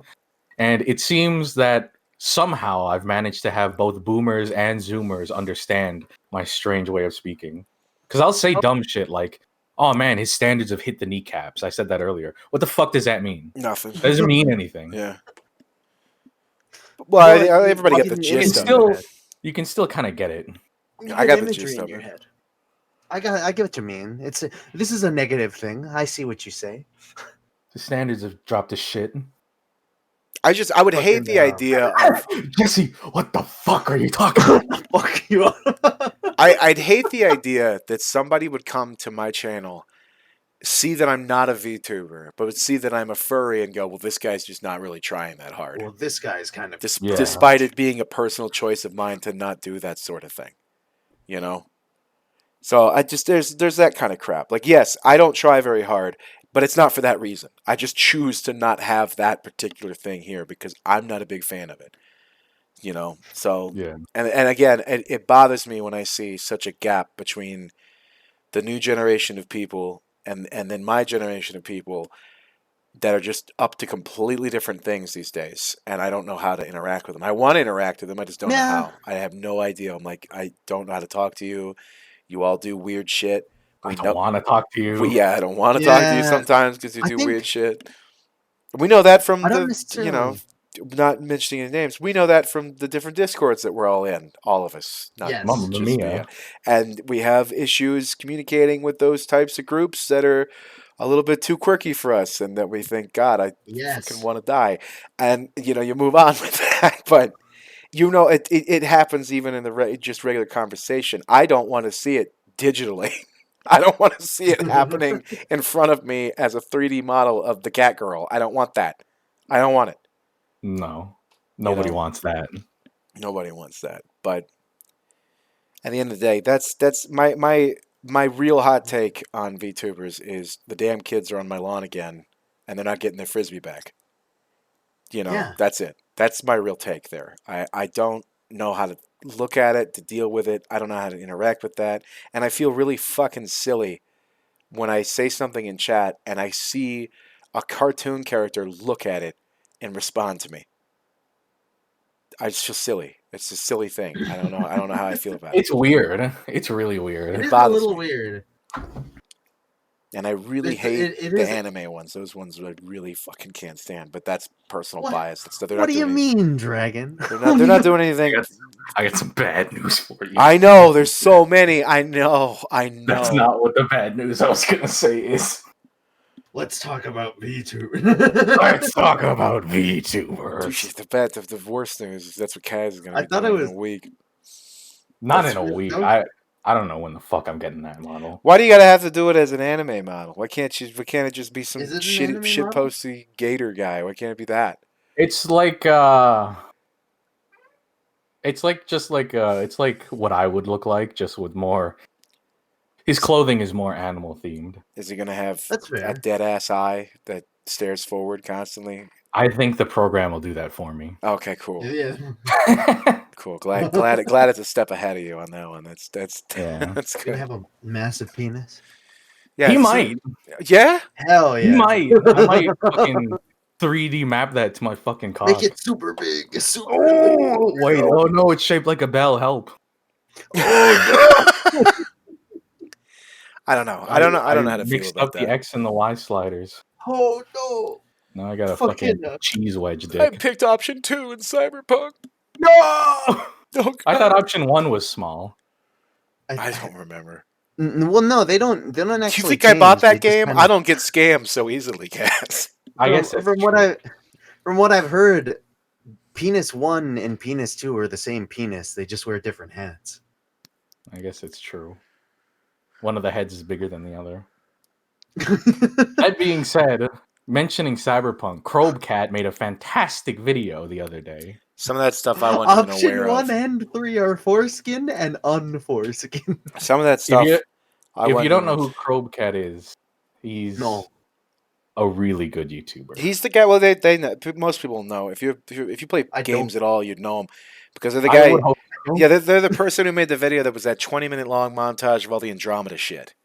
Yeah. And that's a Mm. way popular video. And he made one for Cyberpunk, and it's 47 minutes of what was simultaneously fucking hilarious, but also incredibly sad.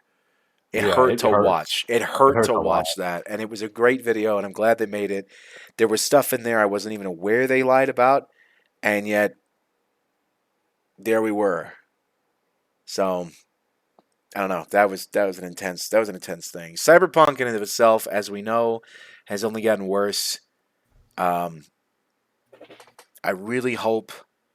I wonder if they're still actually getting sued.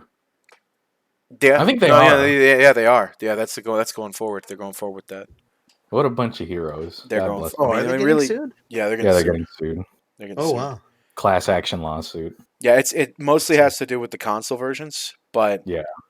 no, I hope something comes out of that. I mean, because I'm not gonna listen to a dude say, If you're a gullible son of a bitch and bought the PS4 version of Cyberpunk 2077, click here and see if you're entitled to money. "No kidding." The If you were a mesothelioma of loved one was games. scammed. Yeah, if you- If you or a loved one bought Cyberpunk 2077 on PS4, Yeah, thank God I did not. Thank God. I mean that could have been me. It could have been me. that was me with Fallout 76. If I hadn't have bought this PC.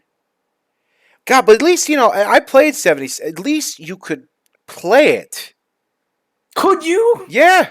My game ran at like 15 frames a second. Well, mine didn't. I don't know. Is Maybe this truly living? it had You issues. shoot- You shot the gun, and a second later, the bullet came out. That look. Listen, I'm looking. I'm they're not listening. bugs. They're quirks. They're quirky. 76. Hell, even Anthem did not. Even Andromeda did not have the same problems that Cyberpunk did. I mean, I stand by that, and that's not me just forgetting things. I mean, I played those games, and Andromeda I didn't get immediately, Sure. but I played those games. I feel like Fallout 76 was worse on launch. I don't think so. I feel like it was. Well, my experience was so poor that I think it was, but I never played Cyberpunk, so I wouldn't know. Yeah, I've also not played Cyberpunk. I'm lucky that game just didn't interest me at all. Well, no, I never. I did not buy 76. I knew I wasn't going to like it. I knew it wasn't going to deliver. I was not going to be fooled by that. My favorite part of that Crobecat video is the creator of Cyberpunk saying it doesn't look or resemble anything like Cyberpunk. It's just GTA 5 with the skin on it. Crimson, that was so funny. Crimson brings up a good point, though, by saying 76 didn't promise more than they gave you, which was nothing. Well, that's why I'm not that mad at Fallout 76, because it was exactly what I bought. I knew what I was going to get when I bought it. I paid full price, and I received what I was going to expect. The amount of features... And I happily ate my garbage. I did eat my garbage, and I laughed. The amount of features that were taken out of Cyberpunk are... It's unbelievable. It's an unbelievable amount of overpromised crap that we knew they couldn't reach, but they couldn't even get a quarter of what they said that was going to go into that fucking game. Oh, hell no. It was way too big a scope. When we were being lied to by Todd Howard, he didn't say that many lies. In fact, he was specifically vague about the game. Right. He told us sweet little lies. He didn't even lie to us. He promised us nothing. He let us promise ourselves. He was like, it's a Fallout game. You can play with your friends. Boom. That's it. That's what it was. That's exactly I already what it know was. what this is going to be. I already know. The only thing they promised was that you'd be able to play with friends, and that's the only thing they delivered. Right. I think Bethesda, at the very least, had the upper hand in the fact that most of their games are, like, buggy as all hell. So, like... Yeah, everybody knew what they were buying. Like most... Yeah. Everybody knew what they were buying. They didn't have a Witcher 3. God bless this beautiful mess. Let's talk about the Fallout 76 mold. The mold.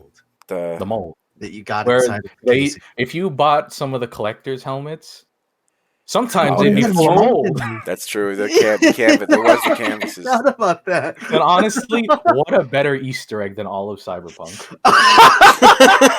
I would much rather receive a T-51 helmet than a physical copy of Cyberpunk, even if it was filled with mold. That's true. I would still happily display it on my moldy shelf. That's true. I would not display Cyberpunk on my shelf. I'd feel ashamed. No Man's Sky launch better than 2077? It could be played. So... Yeah, I played like 3 hours straight of No Man's Sky when it first came out. So it did work. I didn't own it until after the next update. Yeah, let's not... I'm reading chat, and Paranoid Thief and Quasar the Hero bring up 2 good points. But I'm not going to bring up the collector's bag or the Nuka Dark, because that's another can of worms. Right. That's like 2 hours plus of arguing. Yeah. Not even arguing, because we're all going to agree with no, each other. Yeah, no, Thief, you're getting us confused with... I'm just saying it was worse. I'm not saying that... It was worse. I'm not saying 76 didn't do anything wrong, or we didn't know how good we had it, or any of that crap like that. I'm not saying that. It was still a colossal failure, of which nobody learned anything. And they'll probably learn nothing from Cyberpunk, too. But what I'm saying is, this... was way more hyped. This was way more overpromised. Oh yeah. Merchandise aside, the way that they described, the way that they described 77 was that it was going to come out of the computer and suck your cock. God, I wish it did. I'd buy that. Yeah, and that 100% it was going to be the best RPG you've ever played in your life, and that it had all these features that were going to blow all these other games out of the water, and that's what we heard. I want to also point out that No Man's Sky also got destroyed in a flood halfway through development. They had a decent excuse. They lied, but they had a decent excuse. And Cyberpunk just kind of crunched it. Yeah, and No Man's Sky had 11 people working on it. Compared to 500. Yeah, compared to CD Projekt Red, who broke their fucking promise about no crunch time. We promised no crunch. They promised that. It didn't fucking happen. Sorry, a year and a half of crunch, and we're still updating the game, so that's more crunch. Yeah. So sorry. So they're doing. Also, we're planning free DLC, so that's more crunch. No, I would say I'm not saying this is not a whole hey No Man's Sky and 76 were great. No one's saying that. We're saying or at least I'm saying. Did they really get government grants? That was that's true. That's true. They did get a government grant for that. I didn't that's even true. know about that. That's hilarious. Yep. I mean, that's all. But Cyberpunk, I don't feel anywhere near as invested in because I didn't care. They weren't going to do a decent Cyberpunk setting anyway. They weren't going to tackle transhumanism in a fun way. We've already we covered this in that other podcast, but it really doesn't affect me because I don't own it and I didn't want it, and I knew it was going to be crap. The one thing that I hope comes from this. And I'm sorry to say it, but I hope that CD Projekt Red goes down for it. For their hubris? I hope they go down for it because other companies need to wake the fuck up. Customers need to wake the fuck up. They need to wake up. And everybody needs to wake up and stop this overhype, overdone, whisper the lies. I love the lies. Let's watch the trailer 17 times. People need to just fucking let a thing be a thing. When it happens, it happens. And let's not try to make something bigger than it is. Because eventually we will get there. That's the thing. What people don't seem to get. Games now versus games 10 years ago, there's some of them that'll blow your fucking mind. And they didn't need 8 years of hype development for any of that crap. I don't think we will get there, honestly. Because I don't think the current video game development market will do that. I think they're going to keep doing this time and time again, and we won't learn. Oh, that's not what I mean by get there. I'm talking about just technology. Well, no, even with the technology will get there, but the developers will not make products like that. They're going to keep delivering products like Cyberpunk because it still sells. Well, this time I have no faith in AAA development anymore. I think every AAA game that comes out is like 90% of AAA games that have come out recently have been dog shit. Here's the interesting part about that now. This is the first one we've seen where they lost money. That is true. This is the first one. 76 didn't lose money. They were like, yeah, well, we'll get to it. we fucking paid an intern to fucking program. Yeah, exactly. We lost nothing. No Man's Sky could have walked away. They fixed the game, and I'm proud of them. But they still 100% made money. They made money off of No Man's Sky, even after the whatever. They still made money. This situation, no game that I am aware of that didn't sneak in some pornography or something. No game that I'm aware of has been removed from the Sony store, and that Sony would say you could refund it regardless of playtime. Yeah. That's outrageous. I mean, that is I've never in my life heard anything like that. And that's going to get the coverage it needs to get, I hope, and I hope people learn from it. I really fucking hope that people just fucking learn from this. Paranoid Thief says, Bethesda's customer service was so much worse. Bethesda should still be considered a worse company than CD Projekt Red. You're right. But you're super right. Thief, you're missing it. You're missing it, man. That's not what we're talking about. But you are right. You're right, yeah. Bethesda makes a lot of horrific decisions, and they don't want to get off of the engine that we all can't stand looking at anymore. They think that they're totally out of touch with their people, just like fucking Blizzard. That's great. But at the end of the day, this is a company that lied. CDPR lied about their product on 100 different fucking occasions and did not deliver on any of those fucking lies. I don't think it's the last straw. I think this was an actual serious issue. I don't think CDPR is just the last straw and people are taking it out on CDPR. No, I think they 100% deserve what they're going to get for it. I think they should get what they deserve for it, which is losing the company and or having to be bought out, or taking the massive blow if they can survive it.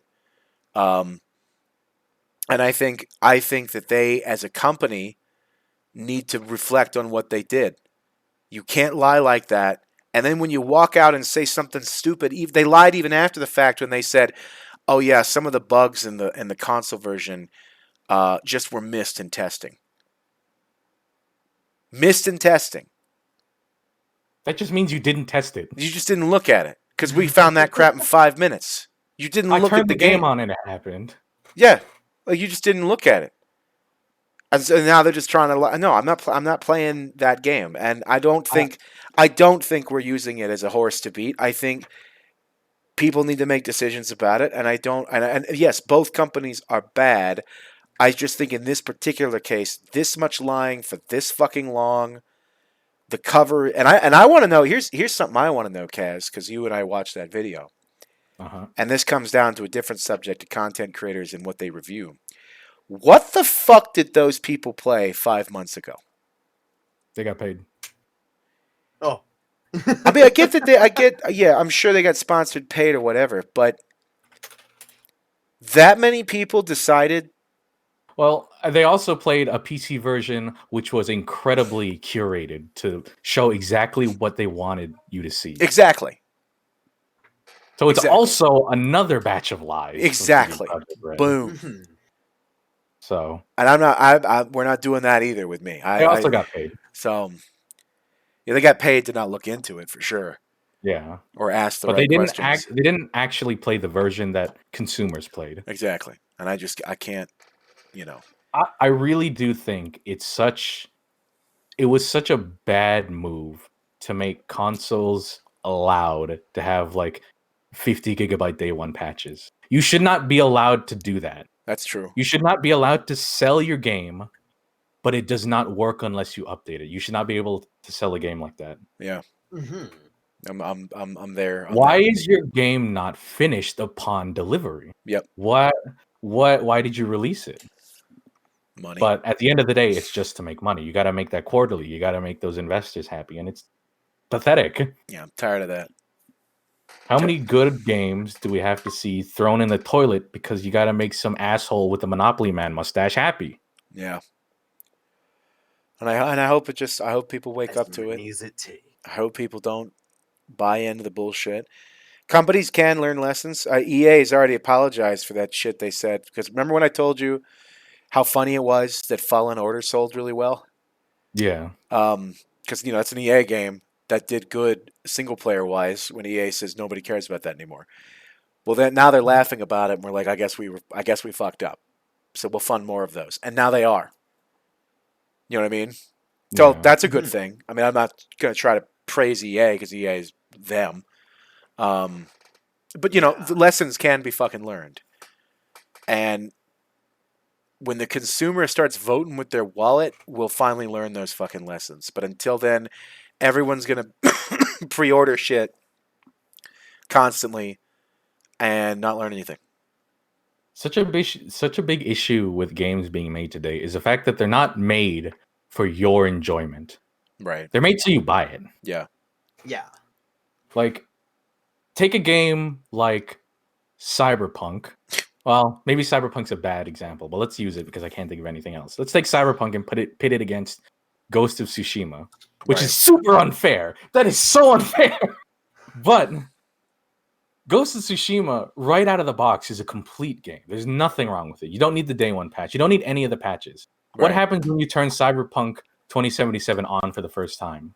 You get the unpatched version. You're lucky if it starts. You're right. How is that okay? Yep.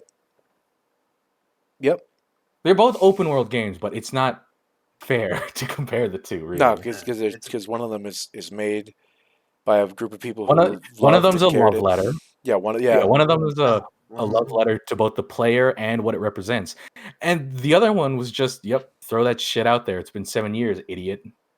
Dead on arrival, baby. Yep, still born. Yep. Yeah, that's still born 2077. I'd play that. Hell yeah. See a baby with a robot arm. That'd be sick. No, we have to be careful not to fuck up. Wake the fuck up, samurai. I peed the bed. We have to be careful not to dead horse the the subject of the podcast, but I will say.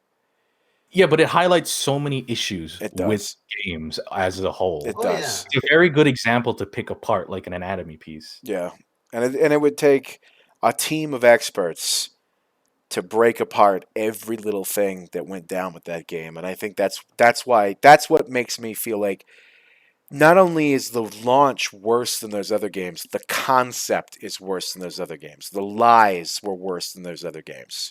Yep. The promises. The hubris. Yeah, the hubris because of we made Witcher 3, we can make anything. The Witcher 3 is not a good game. It's The Witcher 3 is a very big, very open, boring game. It has some decent writing. Yeah, a lot of the quests are really good. Some of it's pretty. And then you press the X button and dodge for 15 hours straight. And do a little swirly and listen to attacks. the same.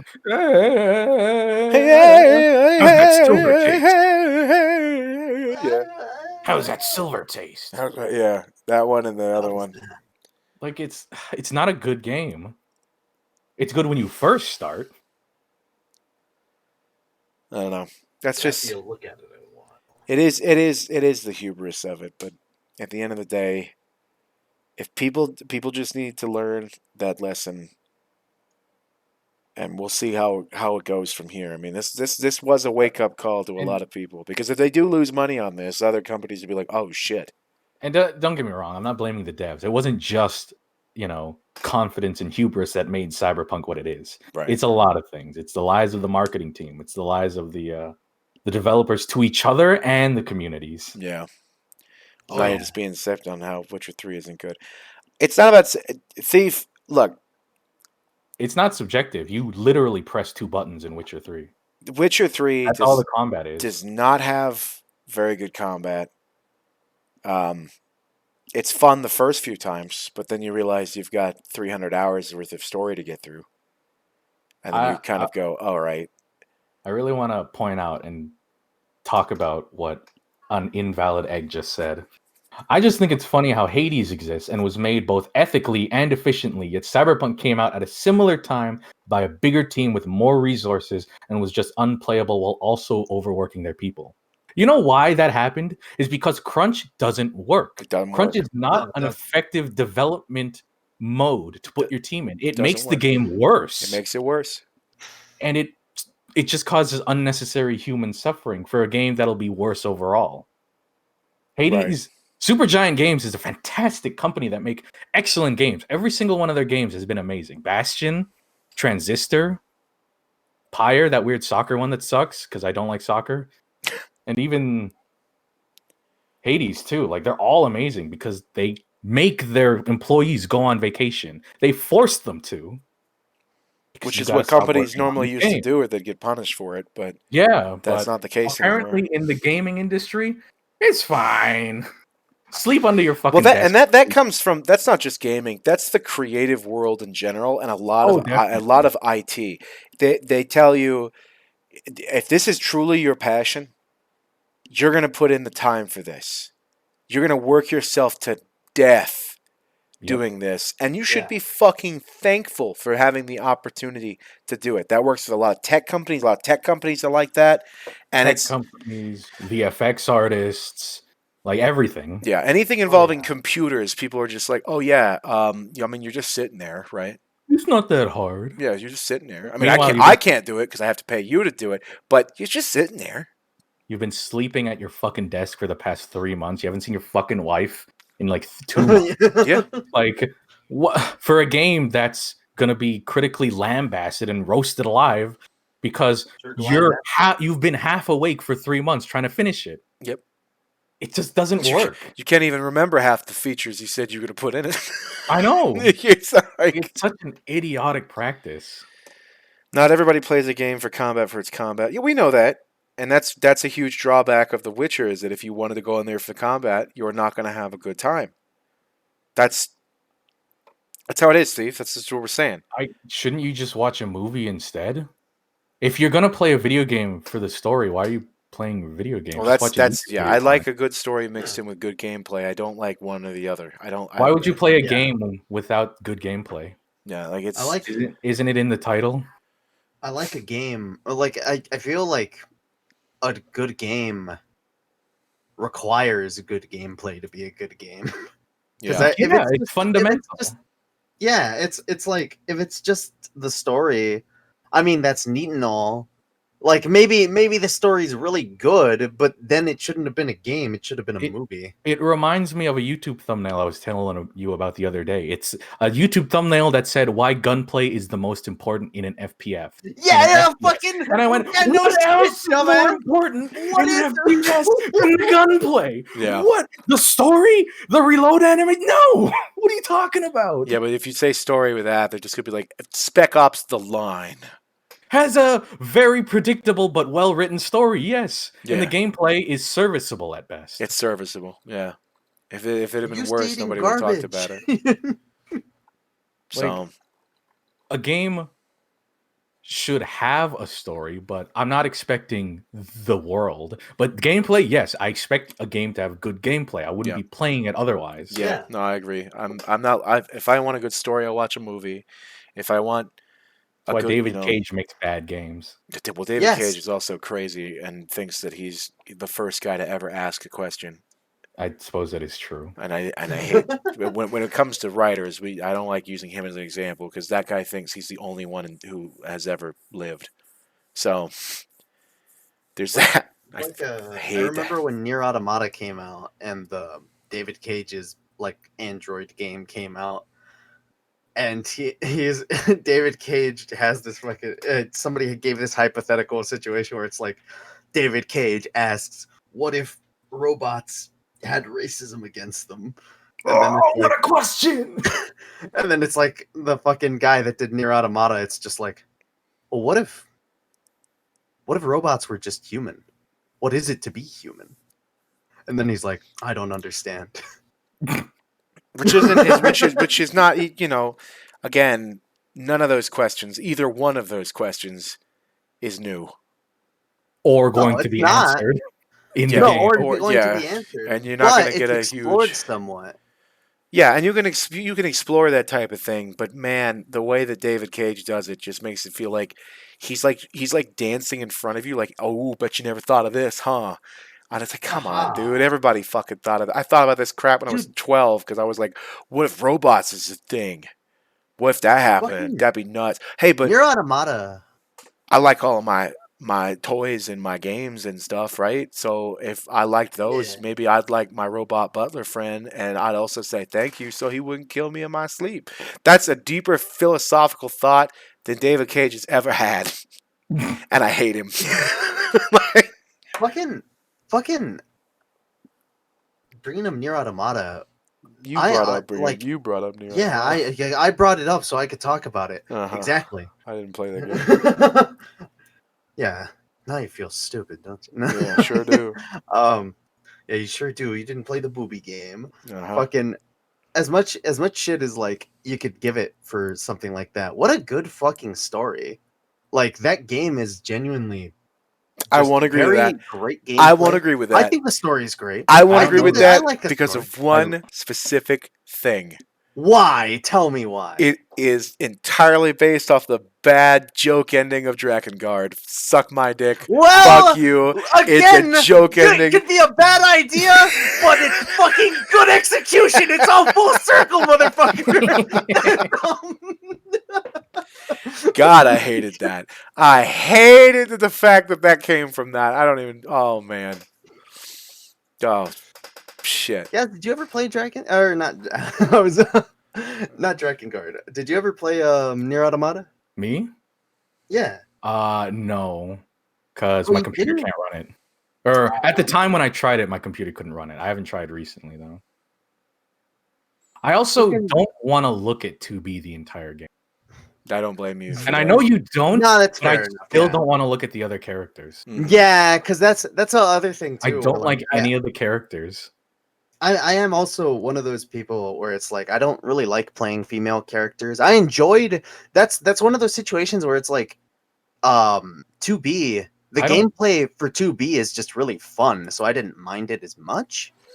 But even on top of that, like 9S is just like a little boy, and I didn't like playing as I don't mind that it's a female protagonist. I don't really give a shit. I usually prefer playing as a male one. God, It doesn't matter. I hate that. But the fact that she's got like she's got a maid outfit on, you can see up her skirt. She's got white fucking hair. She's got the blind foot. Like, it's stupid. Yeah, it's very much. I find it. There's a lot to it. Papa Nier, that'd be fucking cool. Instead of fucking Tubi, I'd rather play as Papa Nier. That'd be great, honestly, if you could have that as like a skin. I have no input. They have. Yeah, no, that's here. You know what? I mean, you could have. Sounds times for smoke, so you can. Like I said, the only thing I know about Nier is that it's a joke ending to Drakengard. That's. And the guy went, "What if the joke ending was real?" Yeah, that's basically what Nier is and his weirdness. I will say, I know a lot of people like Nier, and I know a lot of people. What's the guy's name? Yoko Taro. That's the guy's name. Yoko Taro. He's a crazy person. Okay, He's a crazy bastard. I will say, very quickly, my opinion on him and his writing style is almost the same opinion I have of Kojima, where there's just too much. You put in too much and think that it's good writing because it has all this fucking detail in it, when it's not actually useful information. It doesn't mean anything. It's just there for the sake of them pretending to have built a world. Well, sometimes you need to leave a little bit of mystery to something, so you can say you can let the viewer decide. Oh, that's probably what that had. Well, that's probably what that was. I think. Look, I know you like the story, so you're going to defend it. And I understand that. Hold on. I think it is a very, very. It's a very common thing, especially from Japanese writers, to just put too much goddamn info and not let. They don't do the show don't tell thing. We talked about that before. They don't do show don't tell. That's just not something they do very often. And when they do, it's normally brilliant. I'm always happy for it. But when they don't, it's just very obvious. And I have a feeling a lot of Nier, from what I've seen of it, kind of does that. And there's just way too fucking much. But that's my opinion, and I'm dropping it on the floor and then walking away to smoke while you two talk about Nier. So I'll be back. Running away from the argument. Which means I'm right, you absolute fool. In my head, I am correct. I also agree with Vagrant. I like the Yoko Taro is a bit much, but the man also is honest enough to say part of his writing process is being depressed and sitting in the bathtub wondering what it all means. Is that not normal? That's how I write things. I feel like there's a lot of writers that do that. I think that's most like artists and writers. Yeah, most artists and writers kind of have that. Because when you do something creative, you're kind of just like, I don't know, creating like media is a really weird idea for me, especially if you're coming up with it by yourself. That's a lot of brain power. And sometimes the questions and concepts you come up with hurt you. Yeah, that's very true. You do not have to be depressed to be creative. That is a lie. No, you don't have to be. No, not at all. And the tortured artist trope is so dumb and very harmful to artists. So I don't really believe. Yeah, it is. I remember hearing something super fucked up, or some I think I randomly saw some tweet or something like that, but somebody described about they were in art school and their life was going pretty great, and they talked about how they have like a new boyfriend and stuff, and apparently when they were talking about this to their art teacher criticized their work and said, the reason you're not doing good enough is because you're too happy. You should break up with your boyfriend and leave them. It's terrible. You need to be more depressed to get better at the art. That's not true either. I think I work better when I'm happier. Everybody does. People who say they're good under pressure aren't actually good under pressure. They're just doing the best they think they can do with the time they're allotted. When you give them all the time in the world, it's such a better product. Sure, it might take like a year, but... Oh, Whoopi Goldberg did not quit. Whoopi Goldberg is somewhere. You just... Also, Vagrant, that's a good clarification. It isn't like depression at life. It is a depression at deadlines for writing. Well, isn't that always the problem? You didn't get enough time for the idea to bake in your head. Because I think a lot of that's a lot of issues a lot of writers have, where they get this cool idea and they talk about it and they don't do anything else with it. Yes. You didn't let it bake in your mind about, oh, what are the possibilities, or oh, what could happen if this happens, or if I explore this concept, or we touch on this one. Yeah, isn't an inspiration better than a last minute panic? For sure. It's I totally agree with that. Fucking because that makes me think of when I'm doing D&D games, there are times where I will start a session completely unprepared and I feel very lukewarm on it. My players might enjoy it, but in my head I'll be like, this could have been a lot better. Should have done something, yeah. Yeah, I should have done something compared to I just fucking got the best idea in my fucking head. I'm gonna span this out. I'll have this in the background and working off of you guys. This is gonna be fucking great. And I've had those small fleeting moments where it's like I've gotten it completely right and I've blown the players away, and it's like, oh, I'm a fucking god. Yeah, and other times it's like, I guess that was a session. Yeah, I guess that was a session. I suppose I had fun. What was that, Dragon? I have returned. What are we still talking about? We're talking about writing. Yeah, right. We're talking about I know about that. What is your opinion? Like we're talking about how stupid the concept of depression is the thing. Like the idea that you need to be a depressed person to create good art. Or you need to be like the starving artist trope. Oh well, you know where that comes from. Van Gogh. The starving artist trope comes from the fact that most of your artist friends have no money because no one takes it seriously. So the stereotype comes from the fact that creatives are not treated very well. Yep. Not that they have to be that way. It's just they end up that way because no one cares. Yep. Yeah. So really, it's hard to have an opinion on something that just factually isn't correct because it's based off the fact that that's what's happening in the world. You know. Yep. So yeah. I don't think you don't have to be depressed to do that.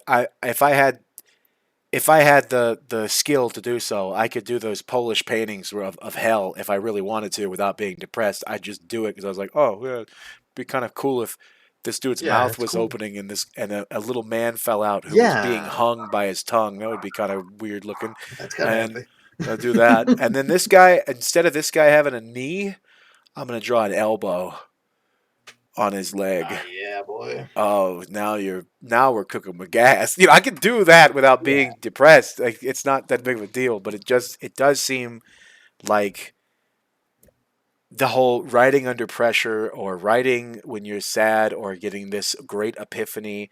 Yeah, that does happen to some people. But a lot of other stuff happens to you when you're depressed too. Like the other day, Shining Head Productions got an urge to play Cookie Clicker. And I told him that's a prelude to depression. And I was right. Yeah. He got inspiration to waste his time on Cookie Clicker because he needed a distraction from his life. Artists just happen to have that available to them to put down on a piece of paper. Whereas what I have to do is turn my mic on and yell at chat. And like honestly, if I've ever been like in a very like down mood, I never really like making art in that mood because it becomes a chore. It becomes a chore. One, if I'm being inspired by that sad kind of feeling to make something, it's just me constantly working on a reminder that I am in this state and feeling shitty, which doesn't feel good. And then like 3, I'm super down on myself.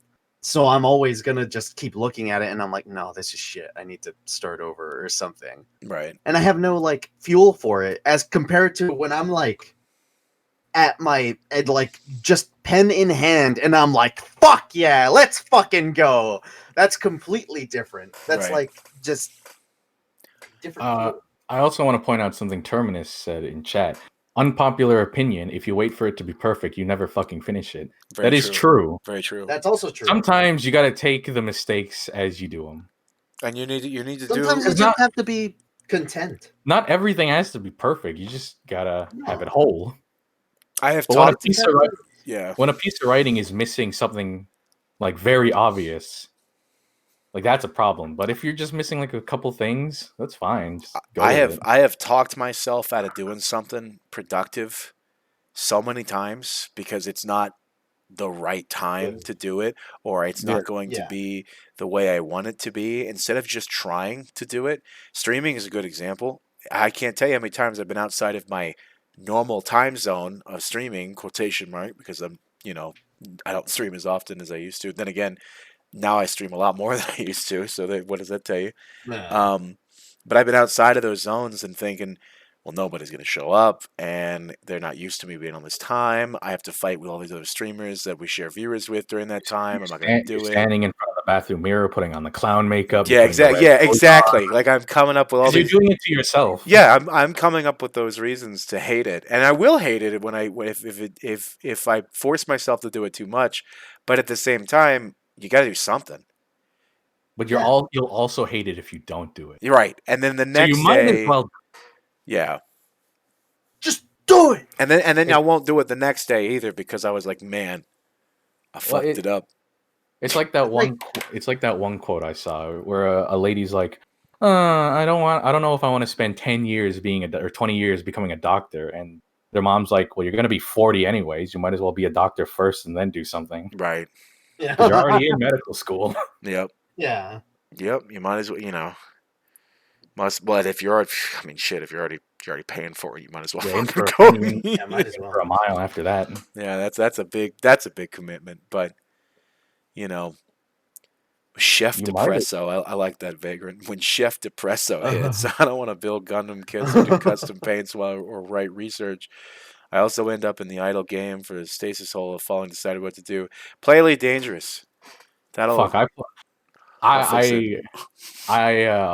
I get into moods like that, I end up playing idle games. The most recent thing I had was time for Cookie Clicker. What? I'm not sad, I promise. I'm not sad, I promise.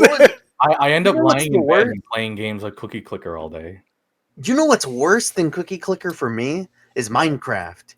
When I play days and days of Minecraft, you feel like such a piece of shit. I feel like a piece of shit. It's like the kind of thing where I wake up and I'm not wake up. I stand up out of my chair and I just feel like the collection of just disgusting, like I'm like wearing like maybe a blanket over me or something, hunched over my computer. My back hurts. I'm sweaty. I'm just like, oh, like what'll play Minecraft? A lot of the time, what'll happen to me is I'll go to bed thinking, all right, tomorrow I'm gonna play this game. Yeah. I get up and I'm like, oh my god, do I really have to play that?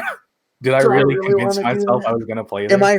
Am I ready for this right now? I remember there was one time I woke up and I sat down and I started Minecraft and I kind of stared at the main menu, nodded my head and closed the window and turned my computer off. Why is it such a common thing that Minecraft is like a... It's easy. It's easy like and you know how to do it.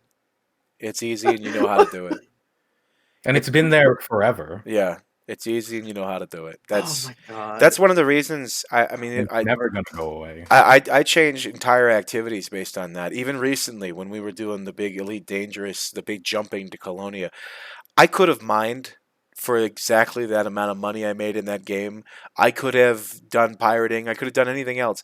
But I don't know how those have changed anymore. But I still know how exploration works, so I'm just going to do that instead, despite the fact that it was 9 hours of total void, mind-numbing boredom. But I knew what it was. Yeah. I knew how to do it.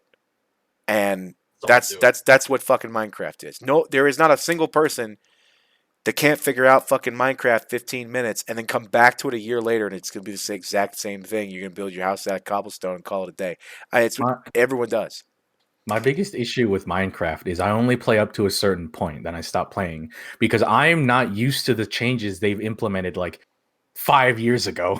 Right, so you won't get to the end game. I still play the game, and I only go to the Nether. I never go to the end. I never explore end cities. I don't kill the dragon. I stop playing when I realize I have to enchant my things because I don't know how to enchant my things. Just avoid it because I don't know how to do that. Once I get diamond, I'm like, that's it, baby. I beat the game. Oh, did I guess I've been like gone from Minecraft for so long. I didn't even know end cities were a fucking thing. Yeah, that's where you get the fucking elytra where you can like fly. I thought that was like, oh, wow. Yeah. Huh. Just reminds me. I don't want to play Minecraft. A good friend of mine was working on a server with some friends in Minecraft, and he wanted to show me some of the stuff he made because that's always the fun part about Minecraft is sending look what I made basically to people, and his house was pretty cool. And then next to it was this super complex giant tower of just whatever awesome town. And I was like, what the fuck is that thing? And he goes, oh, that's my neighbor. Uh, he's in between jobs right now. And it just explained everything about that fucking tower. He's just like, he's in between it's like jobs. that, though. It's like that. Vagrant saying, speaking of like signing into something, looking at the screen, then turning it off. That is me with 14. Oh god. Yeah. Oh, with FF14? Oh Yeah, my god. FF14, sign in, stand in front of the house, think about doing a dungeon sign out, pretty much. Yeah. Well, the thing is, with Minecraft, I stopped building stuff. All I ever do is dick around with people, and then like afterwards, I'll try to make something, and then I'm like, I don't actually feel like making something. So then I really relate to what Vagrant says because I play tank and I get tank anxiety real bad. Or I'm like, okay, I don't know the steps to this boss. I'm just gonna leave the lobby. I do that with I used to do that with For Honor a lot. I'd be like, oh, I'm gonna play For Honor, and I turn it on, log in, and then I just stare at the map, and I'm like, I don't want to do this. I don't know what's gonna happen in the next Dominion game, and I'm not gonna find out. I just watch YouTube instead. And I'm sure I'll do it with Elite Dangerous too. I'll just look at the staring screen, and be like, that's a nice ship. Too bad no one's gonna fly it. My problem with FF14 is I don't use keybinds because I don't know how they work. So I click all the icons, and I have really bad eyesight. And when too many things happen on the screen, I have a tendency to go blind and not see my character or the markers on the floor. So when I do like a raid boss or a dungeon, it's very stressful when I'm like, if I don't know what's happening in the dungeon, I'll probably getting fucked. Yeah. I don't play MMOs anymore. And then I get yelled at. You guys know I got screwed over by Square, so I can't play 14. And I'm not sure I even want to because I just, like that is outside my realm these days of time I want to devote to a game. Like, it's a lot of time. It's hard to say that while playing Elite Dangerous currently, but I know Elite Dangerous. I don't know WoW or 14 or any of that, even though I was going to make a joke. But I mean, getting into those games sounds awful to me. Well, like, yeah, it's such an insurmountable thing. Yeah, it's nuts how... I don't want to really learn anything right now. I'm in that point. Well, I'll give FF14 one thing over WoW. At least they sped up their base game. Oh yeah, I mean that's 14's got that going, and 14's pretty. It's there are a lot of MMOs that are not pretty. I can't stand looking at WoW. It's the ugliest shit in the world. How do people play that? I hate the art style of WoW. I'm not a big WoW person. Art style in general. Yeah, I don't like how Diablo looks. I don't like how Overwatch looks. I don't like how. What about Diablo 2? That's pixels. It's a completely different art style. Well, that's what I'm saying. So that's okay. That's old. Yeah, that's old classic Blizzard. That's better. But Diablo 3 looks like shit. Yeah, it does. So, like the modern cartoon Blizzard art style is so fucking. It's an eyesore. It's ugly. I remember when you showed me. I think it was Diablo 2 gameplay, and I was looking at it and I was like, oh, this is what Diablo used to look like? This looks fucking great. Like, the pixel artwork still holds up. Those cinematics hold up despite the fact that, like, the faces look kind of weird, but, man, the writing. Yeah. Oh, yeah. The writing. Oh, my God, Marius. Well, when you have an art style, I think pixel games can get away with this a lot of the time because when you have that art style, it's not like it's jarring to look at anymore because I don't know. There's something charming about it. It doesn't really. It ages incredibly well. Yeah, it really does. It's like Shovel Knight. That's why like a new game came out. Well, new-ish compared to right now, but Shovel Knight, they made the choice to make it a pixel game, and it looks fantastic. Yeah, yep. That's what it is. And when you get to, having something that doesn't age that's a very difficult thing to do, and I still think that Diablo 2 is a masterpiece. Most people know that. I think that it's a masterpiece, and it's so funny when you meet people who are into looters or looter shooters or whatever, and they're like, "Oh, I didn't play Diablo 2." They play Diablo 2, and they don't really know what the whole big deal was about when they play it because they don't realize it invented everything that they like about the games they now play. And they're like, yeah, big deal. It's like, what do you mean big deal? This was the daddy. This created that shit, you little asshole. Yeah, but Path of Exile could do that. I was like, yeah, okay, fine, whatever. It's new, but they made this. But they made it. It was They're the ones who made this. It's just ridiculous. But either way, I think the only game I am excited for ever. That's not true. I want to play Dying Light 2. I had a good experience with 1, and I want to play Dying. It's probably never going to come out, but I want to play that. On hold indefinitely. Is it really? That's what I heard. I haven't checked in like months since last year, but that's what I heard. Man, I really wanted to play that. I'm excited. I guess the only Monster Hunter. The only other I kind of want to play Monster Hunter, but I don't want to fiddle around with the Switch.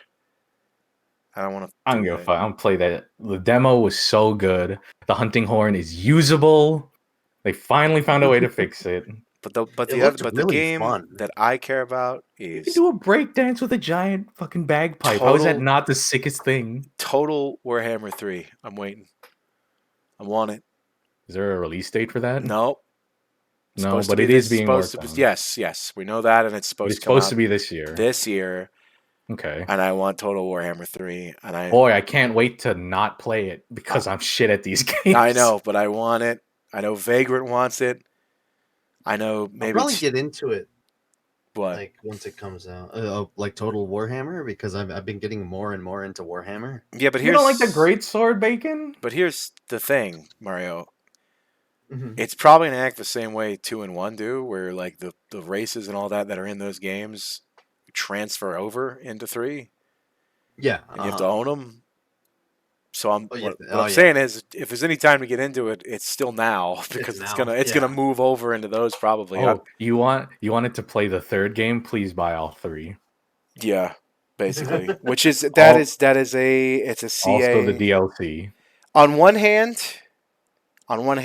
it's good that the DLC from those other games mattered to the sequel. You know what I'm saying? Like you can play your race that you own in another game.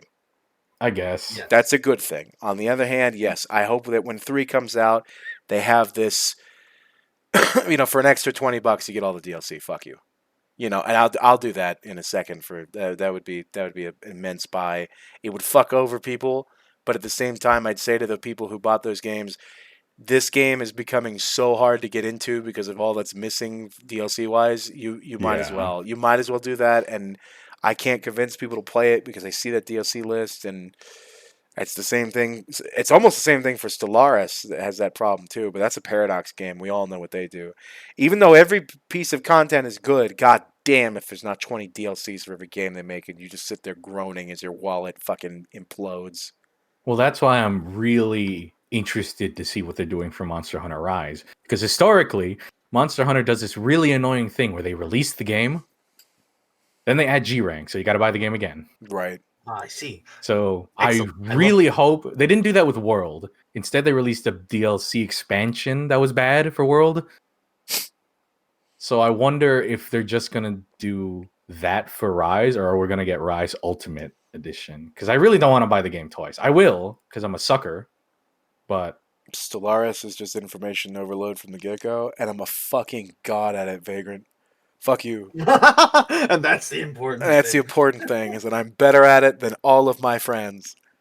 And I love it, but I haven't played it in a long time, mostly because of what happens at the end game, where it just starts running like shit. Monster Hunter World made me pay $40. I think the expansion was like $35, $40 because I'm Canada. Yeah. It made me pay $40 to get mad in the end. Because Iceborne was really good until it wasn't. Yeah. I enjoy. Yeah. Once you beat Iceborne and get to the end of the game sucks. Yeah. You bitch, I paid for Iceborne for you. I remember, but I don't remember how much it was. You get fucked, So it Sif. By doesn't the matter. way, Yeah, get fucked, Sif. Sif paid $40 for you to get mad at the end game of Iceborne. He did. God bless him. God bless. Yeah, God bless. I didn't hate until I saw it because I was okay with Safi Jiva. I was okay with that, even though I wasn't a big fan of instant death mechanics. But Is that the rapper? yeah, no, Oh, all right. no, that's the raid one. You're thinking about shit. I can't remember its name. I know what you're See, thinking Vagrant, about. I disagree with that sentence. I feel like that's the end of the game of most Monster Hunter games. Unless you have a goal, it just kind of peters out because you run out of motivation to do shit. That is not my issue with Monster Hunter World. My issue with Monster Hunter World is that every single thing that was updated into the game after the final release of Iceborne was poorly designed and designed to make you frustrated and grind it out so you played longer. And that stupid wilderness shit, that was dumb. That Guiding Lands shit, worst shit in the Lands. fucking world. That sucked. Guiding Lands was a stupid ass. I understand what they should have just made it do was it should have been this unlimited area where your friends are popping in and out of it, and you grind out monster parts and materials from the whatever, and that's it. There shouldn't be a intensity level. And the G rank to master rank comparison isn't really there because in G rank in a lot of Monster Hunter games, it's not that much harder in my opinion. In master rank in Monster Hunter World, you die in 2 hits. Doesn't matter what the fuck the monster is. Right. If it touches you and you get knocked over because of its foot, you lose half your health. Yep. It's so dumb. It is both simultaneously a harder and easier game than the other Monster Hunters. That's what I've seen people come to. There's like things that are harder, and there's things that are just stupid. The game is much easier than all the others. The end game is just unbalanced and unfairly designed. It's unfun, right? It's the artificial. Yeah, it's not fun. Yeah, it's the unfun. I saw that too, and I Vagrant in Generations Ultimate, I could fight most G rank monsters with my fucking eyes closed. It is that different. Monster Hunter World, if you don't do every single thing perfect, the hunt's gonna take 40 minutes. Yeah, and you're gonna cart twice. Yeah, it's so bad and it's so unsatisfying. Yep. No, everything's got to be perfect, and that does suck. It's not. Everything has to be perfect, and the mechanics you need to use and abuse don't work half the time. And that ain't good for I love watching I love watching a monster slide across a cliff it should slam its face into. Every single fucking time I do it. I love it when that happens. Right. I love it. God damn, do I love it. But like Sif said, yeah, you should be able to decide what level the guiding areas should be. Yeah, why does it level down? That's not a thing that should happen. And just have a persistent lobby going of people coming in and out. I thought that would be cool if you popped your fucking flare, right? And just random ass hunters would just show up and help you kill something. And then when they've carved out what they want, they just fucking leave. And then you just keep doing it and I could sit 3 or 4 hours killing shit in the same campsite. You know what I'm saying? Yep. Yeah. People coming in and out of the lobby. I thought that would have been a way cool way of doing the Guiding Lands, but instead it's stupid town doo-doo. I love playing master rank and the monster steps on my foot, my hunter flinches, and I'm dizzy. Yeah. I love that. Yeah. And I love it how they say you can waggle the stick to make your stun go away faster. I timed it. It doesn't do anything. Doesn't do anything. It's faster by 2 seconds. I love that. Meanwhile, in every other Monster Hunter game, you can mash every face button and you'll be out of your stun instantly. Because in Monster Hunter World, you only waggle one stick, and it doesn't matter how fast you waggle. It's the dumbest shit in the world. I hate it when my waggling is useless. And I love being on fire, rolling through water, and it doesn't go out. What a good Monster Hunter game. Yeah. Well, I didn't know you loved World so much. I do like World. That's the weird thing. I really, really like World. I hate where it went. Yeah. No, I agree with that. When I saw footage of Fatalis and footage of the other one, what's its name? The thing right before Fatalis, after Savage Eva. Mr. Elemental. Who is that? Fuck, I forget what it's called because I'd never bother fighting it. Altreon. Yeah, Latreon. Latreon. Yeah, that one. The definitely not a Pokemon name. Do you like DPS checks, Monster? Yeah, DPS checks are a fucking terrible design. It is a terrible thing, and especially in a game like Monster Hunter, where everybody is supposed to be able to just take what weapons that work for them and that they enjoy into the hunt. If the guy walks in wearing dumbass fucking Baroth armor because he likes the way it looks and also using a big, sleeper club or whatever, he should be able to fucking do that. DPS checks ruin the variety, and everybody starts using that. It wasn't even the DPS check with Latreon that was the problem. It was the problem that you had to use certain elements at certain times to damage it, but they didn't let you change your weapon mid-fight. You had to have the same weapon throughout the fight. You couldn't Farcaster back. You couldn't change your gear, but you had to change element to attack it during certain times. And only your elemental damage counted. Your physical damage did not matter for the DPS check. So if you had a status effect weapon or a raw weapon, you were shit out of luck. Yeah, and that's stupid.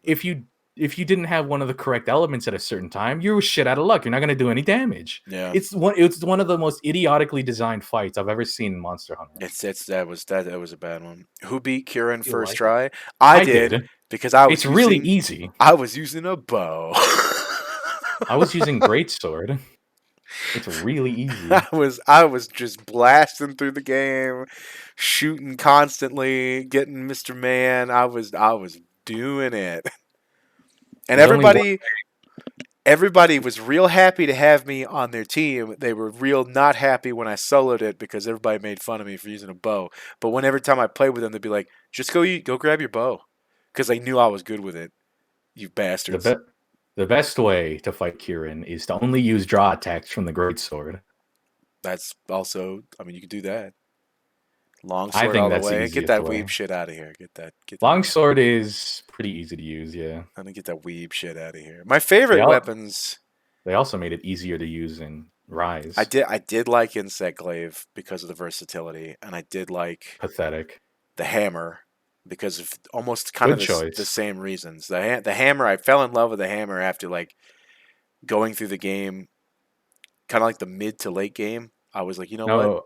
A real connoisseur knows that Switch Axe is the best weapon. Switch Axe is good. I just don't want to think that hard. It's also the least used weapon, which I found really hard to believe. Yeah, I don't believe that either. How does no one like Switch Axe? It's so good. I really like Switch Axe. I thought, that Hunting Horn was the least used. How could you not think stabbing your exploding sword into the monster's leg and blowing up? Was that not the coolest shit in the world? You gotta be kidding me. That's what it was. It was Iceborne. When Iceborne came out, that's when I switched to the hammer because the little rope shooty, the grappling hook made it way more viable to move around those fast monsters.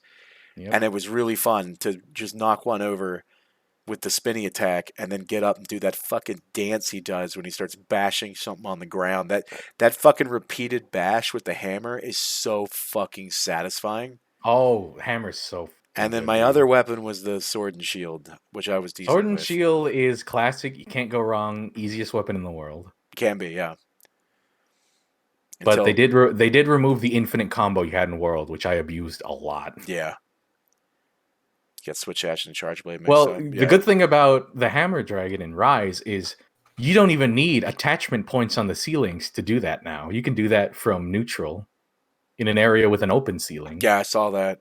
Doesn't it have a counter too, or was that something else? I just hope, because the one weapon I wanted to be good was the gun lance, and I just couldn't make it work in World. Oh yeah. And with a gun lance in World, it's terrible. The gun lance has not been good since Freedom Unite. It's too slow.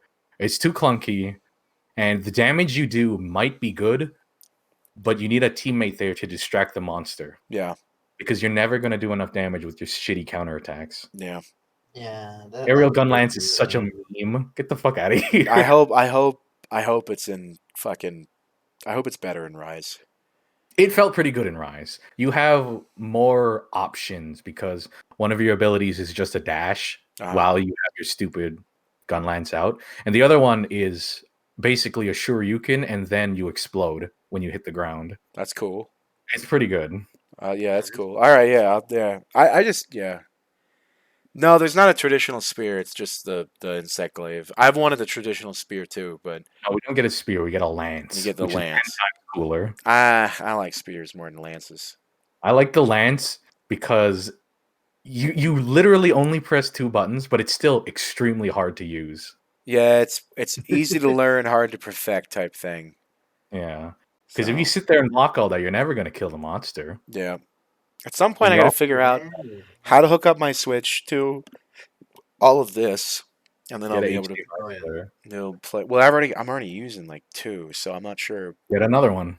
Well, I have to find spots for it. That's probably I have to get a splitter probably. So once I figure all of that out, if I can't just use the ones I already have down there, then I might pick up Rise. I don't know if I'll be able to stream it though, so might have that problem.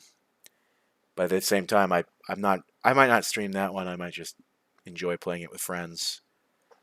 And I know if I'm gonna get it, I better get it early because y'all are gonna super out fucking play me. Yeah. Better than you. Yes. I did wonder how long of a story Rise will be, because Monster Hunter World wasn't too long of a game, really. Well, was it?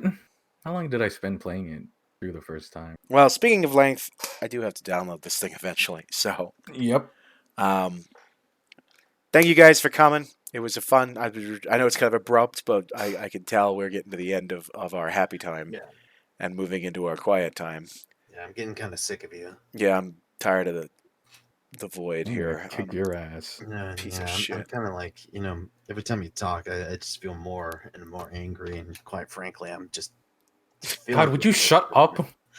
Quite frankly. Quite frankly. I'm just done with it. I'm just fucking done with it. But we are going to be done. Thank you guys for coming. I will upload this as well as the other one that from last week that had an audio issue I had to fix. But we're done for the day, and I guess there's enough people here to raid somebody, which I guess I'll do. But that's irrelevant to fucking YouTube. But thank you guys for watching, and I will see you guys later. And so will the rest of us. So I'll also say bye, Kaz and Mario. God is. Hi, I'm Mariosack. Bye bye. That is him.